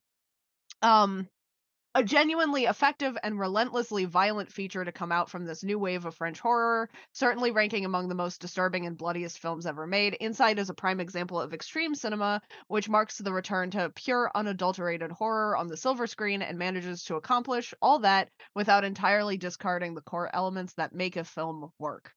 And then there's a recap, but back to praise. Solidly directed, smartly crafted, nicely written, finely edited, fairly photographed, and calmly scored, Inside expertly manages to create a discomforting atmosphere of tension and suspense, which steadily builds and amplifies over the course of the runtime. Inside is, in my opinion, the holy grail of the new French extremity movement. So, Okay. Of yeah. the few French extremity films I've seen, I've liked this one the most. His cat made I think you've seen 2, and yeah, we're not a Of the fan of two- the other one. Of the two, this one I liked. That's funny. And then my one piece of trivia, if you guys are ready. Mhm. I just thought this was really interesting. It was something I actually looked up after stumbling across like the tip of an iceberg here. The American taglines. this is just we talk sometimes about how sometimes like intonation is lost. I feel like sometimes things are also toned down for Americans in like subtitles and especially in marketing. Inside is the perfect example of that. I had to go look up because I saw on the poster today the French tagline and did kind of a double take. So I had to look up the American taglines, like how we marketed this over here. And the two options are "Don't let her inside" and "Terror comes calling," which bad. Yeah, bad. Very tame, not good. The French tagline, like, and on the poster, I believe you can also see this. It's "Ouvre-moi ta porte que t'ouvre la ventre," which that's translates much better. roughly to "Open your door to me, let me open your belly," which Wow. just like straight to the point. Yeah. We're not fucking around. They put it all on the fucking poster. I just so good. All right. We need more horror movie taglines like this over here in the States. Yeah. Mhm. That might help things out a little bit. Yeah. Instead of like the 5-minute long trailers, like just start giving Yeah. me the tagline. Yeah, it'd be nice if they would do something about the trailers or the movies. By the way, I've seen 2 movies this week, and both of them have been 3 hours long, Oh, and God. neither needed to be. And Oof. I'm just, we need to do something. A law It's needs out to of be passed control. or something. Yeah. Oh, now you want to do something about long movies. When I would bitch about it, I was the biggest idiot in the world. Now you see, it's getting out of hand now. You bitched about Zodiac, which is insane. Zodiac is perfect in the way that it is. I saw 2 movies that did not need to be 3 hours long. No movie needs to be 3 hours long. Zodiac. Once Upon a Time in Hollywood. No. Yeah, Once Upon a Time in That Hollywood. was 3 hour Yep. movie? Yeah. Oh, yeah. Oh, well, it doesn't need to be 3 hours. It The did. Godfather. Make a part 2. They did. Yeah. Yeah, they Was did. that 3 hours also? Very famously. Yeah. That's another thing. There are 3 Godfather movies, and all of them are 3 hours. That's another thing. They don't need to be 3 hours. I'll even say that. There's another thing too. When a movie comes out, if they make another one, it's not. They need to know it's not a rule where it has to be longer. Yeah. Like Marvel started that shit too, where it's like, oh well, it has to be over 3 hours because the last. No, you don't. No, leave it. Shorten it. In fact, it might work out for you. Would have worked for Terrifier. 3 hour. I might be able to watch that for 3 hours. Oh, by the way, a little late on news, but Terrifier 2 was not nominated for what was it, an Oscar they were going for? It didn't make the Yeah. short It list. did not make the list. Didn't Very think it would. disappointing. I don't know if I want to call out any friends of the show on the podcast here. Did you see Lauren Lavera used the capiche hand today? No, she Capiche didn't. emoji? I almost sent it to you and then I didn't. But now I'm having regrets. I'm looking it up right now. Yeah, me too. I got to see what she did. Lauren, come on, I man. saw that emoji and I just thought it was Greg. And then when I saw him posted it, it was like, oh my God. Well, I don't know if she's tweeting about tits, but I've seen I that agree. too. It's Let It Yeah. Snow, you pervert. It's Oh, I'm the Letits now. Yeah. Yep, it says tits now, and I'm like, okay, I agree. I don't know what we're talking about, but okay. She tweets a lot. She does. She She does does. tweet a lot. She's entertaining on here mostly, though. Very much. And she's very interactive with people. She's a good fa- follow. If you guys fans, don't always and, follow she her. she gets a lot of shit from people on here, though. She does. She She's gives it pretty back good to about 'em. shutting it down, though. Yeah. Yeah. Oh, yeah. She gives it back to him. Though. She'll tell 'em She's to a fuck really good themselves. follow on Twitter. Go follow her. I'm not seeing capiche hands anywhere yet. I'm not I'll see if I either. can find it. I think I liked it. Oh. What the cat? What are you doing? Well, Oh, because I was that's going to another send it to thing. you, and then, That's another then thing. I felt bad. That's another thing. Horrorcore. Cat, what the fuck was that? In our group chat. Don't, it's not funny. Don't laugh about it again. In our group chat. I know we're supposed to wrap the. I don't give a shit. All right. I'm trying to find it now. Okay, wait. Because I was minding my own business. Here it is. I'm minding my own business, right? And this was Saturday at 9 o'clock, Christmas Eve. A very important day for Italians, as I've mentioned in the past. I thought you guys only celebrated Columbus Day. You're fucked up. I just had you listen to a whole Dominic the Donkey song. What do you mean? You know better than that. So, and at 9 o'clock in the morning, one Miss Cat Valor sends a tweet in our group, doesn't tag me in it, sends a tweet. Italians should not be permitted to use the internet. That's it. Nothing else. No context. Nothing was said before that. Just out of nowhere. It was so funny because I was like, I was trying to go back to sleep, and my phone went off. Sometimes I get like notifications reminding me to use Twitter, and when I open up like the notification, it just takes me to my homepage, and I see like whatever kind of nonsense. Right. You don't see the tweet is on my timeline. And so it was like I was trying to get back to sleep. I'd had a really tough time falling asleep. I was so tired. And my phone is like, hey, look at Twitter right now. And I opened it up, and that was the first thing I saw. It's like, I have to send this to Mikey. You don't have to send that to me. A half hour prior, she says something at 8:29 in the morning. We also do a versus holiday horror, talking about Patreon stuff. Fine, great. 31 minutes later, that's what I get. Nothing in between from anybody else. Kat, why would you do that? Because I saw it. My phone was like, you've got to look at this. So I did. And then it was like, Mikey's got to look at this. It's also very funny. If there are any readers amongst us, it's written, the tweet comes from Scumbelievable. Gretchen Faulkner Martin. She wrote Manhunt, which very funny. No. It's okay. Great. So it's like a quick, famous person sending it out also. It's not even like a reply to anything. Like she just said that. She just sent it out. There's nothing else to it. But she's not wrong, and we all understand what she means. Oh, no one understands that. And then I say what? Like, I couldn't believe it. That's what I woke up to. Was that. You woke up to whatever you woke up to. And that's what I woke up to. And Kat, she sends a halo emoji. Like an angel thing. Like, she didn't do anything fucking wrong. She was proud of herself. I kind of was, yeah. I kind of still am, to be honest.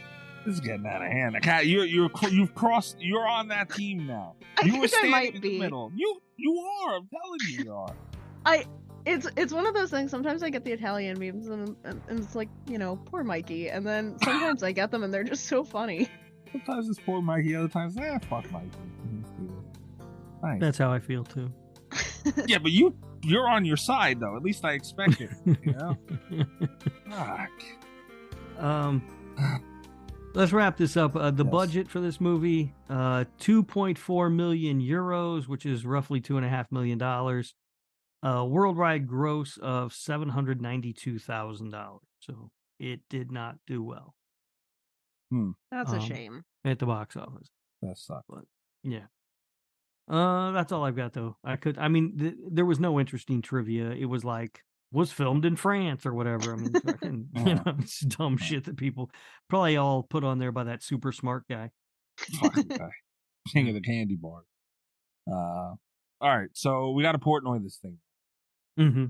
So Rob, you have one ready, I'm sure, and you had an explanation. You said. Yeah, I got one ready. The math. Yeah. First of all, I'd like to preface this by saying I'm highly intelligent. I'm smarter than all of you people. But you say that anyway. So for inside, the CGI looks terrible. It's just it's all awful. But the effects overall look good. I mean, throughout the movie, most of the effects look good. It's the handful of spots where they picked to use CGI that looks just disastrous. The acting is incredible. All the performances are good, even in those long, quiet moments where there's no dialogue or anything. Those stretches, the performances are great. There's a lot of gore in this movie. The story, I think, is scary because these kind of things do happen. I mean, we see this in the news every once in a while, right? That somebody's trying to cut the baby out of a pregnant lady or something because we live in a fucking hellscape of a world. So I think it's really effective across all the categories. Initially, I had given this a 7.8. And then the zombie thing happened. and that knocked it down to a 7.4, just below the line to make it slasher radio approved. Wow. Yeah. So you made, like, people may think like the points are stupid, but no, they're very important. And so that made you decide, because you went 7.4 for a reason, that it should be not approved because of that. That was the exact reason. I Right. was like, okay, I know. this irritates me enough that I'm going to put it just below that line. Wow. Okay, you know what, smart guy? Here we go. He's gonna give it a 0.4 higher. I Than... should.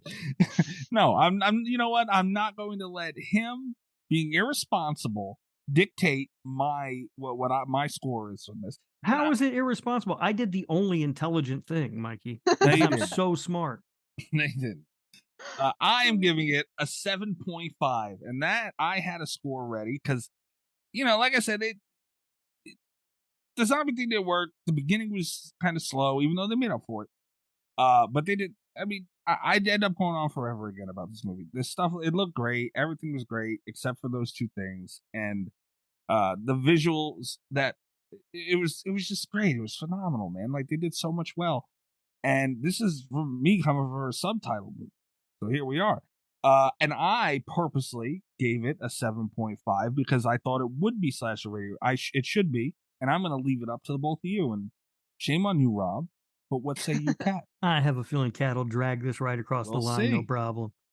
Well, I will say I thought I was going to rank it higher going into it. I tried to watch it. I started watching it very critically because it opens with a fucking baby. And then I tried to be very objective about this.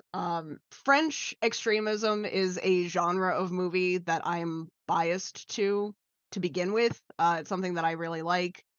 This is one of my favorites. This might be my second favorite of the genre. And I tried to be objective about it. It has a lot of problems. I ended up taking pretty much a full point off for the baby. Damn. Close to. I have my Portnoy written down as an even 8. Wow. All right. I thought you'd be much higher than that, Kat. The baby really irritated me. Damn, she's coming from a 9.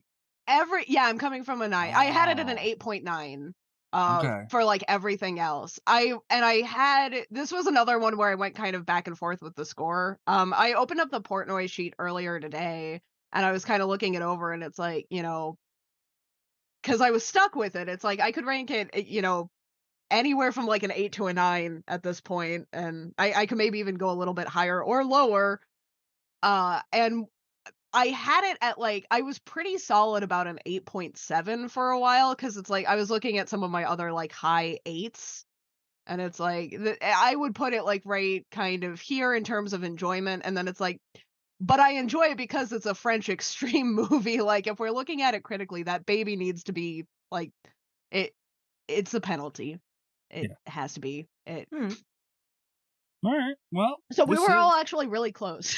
Yeah, actually, yeah. This is Slasher Radio approved, though. Yeah, and I'm okay with that. What? Wait, it's approved as 7.8. What are you okay with it? You just said you purposely didn't want to approve it. I'm saying I wouldn't have approved it, but I'm not mad that it is. And I was a little bit worried that if one of you didn't like it, it was like, and I've dropped this a full point because of the baby, is this not going to be approved? Yeah. But I didn't need to change my score. That's how it goes sometimes, man. That's how it goes. I mean, there are movies on here that have been tanked by just one fucking person. Yeah. Usually Rob. Never me. You tank Thanksgiving 3 with a 0. That movie sucks. You fucked Funny Games over, dude. Funny Games is boring as shit. No, that Kat, you'll agree. That's one he really fucked. Yeah, I've noticed it seems to be my movies that get fucked over a bunch.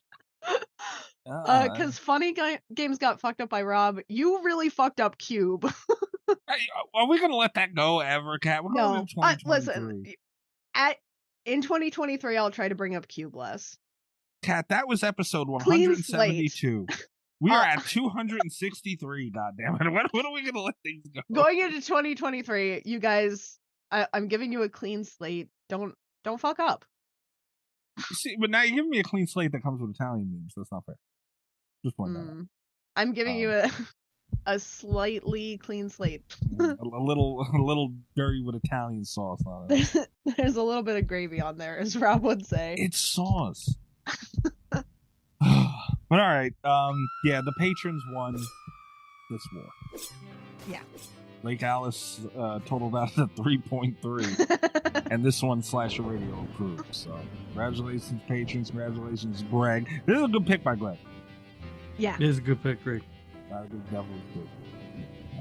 But head over to patreon.com/Slasher Radio. Get in on the fun every month and the chaos in between. You can do that. Starting at $3 a month with I forget the name. Oh, the Robert the Tier 1, and the fucking Tier 2 gets you an extra show every week and some other stuff included in there. So make sure you go check that out. Follow the show at Slasher Radio on Twitter, and I'm at Mike Houston. I'm on Twitter at RadioRob123, and you can listen to the other show that I do with Kat called This Horror Life, wherever you are listening to Slasher Radio. I'd appreciate it if you listened, because apparently Mikey's just stopped listening now. I'm less than 24 hours behind on one fucking show. Wow. He hates Jack Frost. Yeah, I'm going to roll my eyes a lot. I don't know why. I had to do it already here. I will say this, Mikey. I think in order to listen to the episode fairly, you need to rewatch Jack Frost before listening to the episode. As a matter of fact, I think everyone should rewatch Jack Frost before they listen to any episode. Yes. Rob needs to have one of Gorgo's candy bars. I ain't rewatching it. Kat, where are they finding you? You can find me on Twitter at cat_Valor, VOLEUR. You can check out my website, catvalor.com. All right, guys, come back, check us out next week. Good night from Slasher Radio. Watch Jack Frost. What's wrong with you? Christmas is over. It's a perfect movie. All the best of Slasher Radio podcast.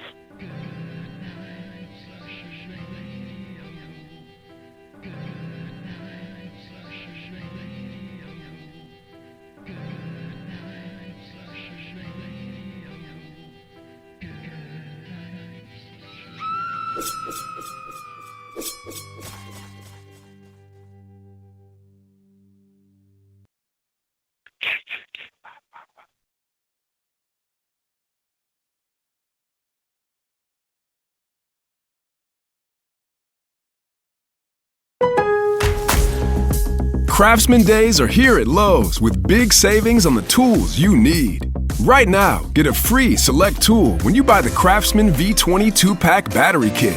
Whether it's the backyard, the bathroom, or beyond, Craftsman has the tools to help you power through and get the project done right. Because DIYing is unpredictable, but your tools shouldn't be. Shop Craftsman at Lowe's today. Valid through 6/18 while supplies last. Selection varies by location.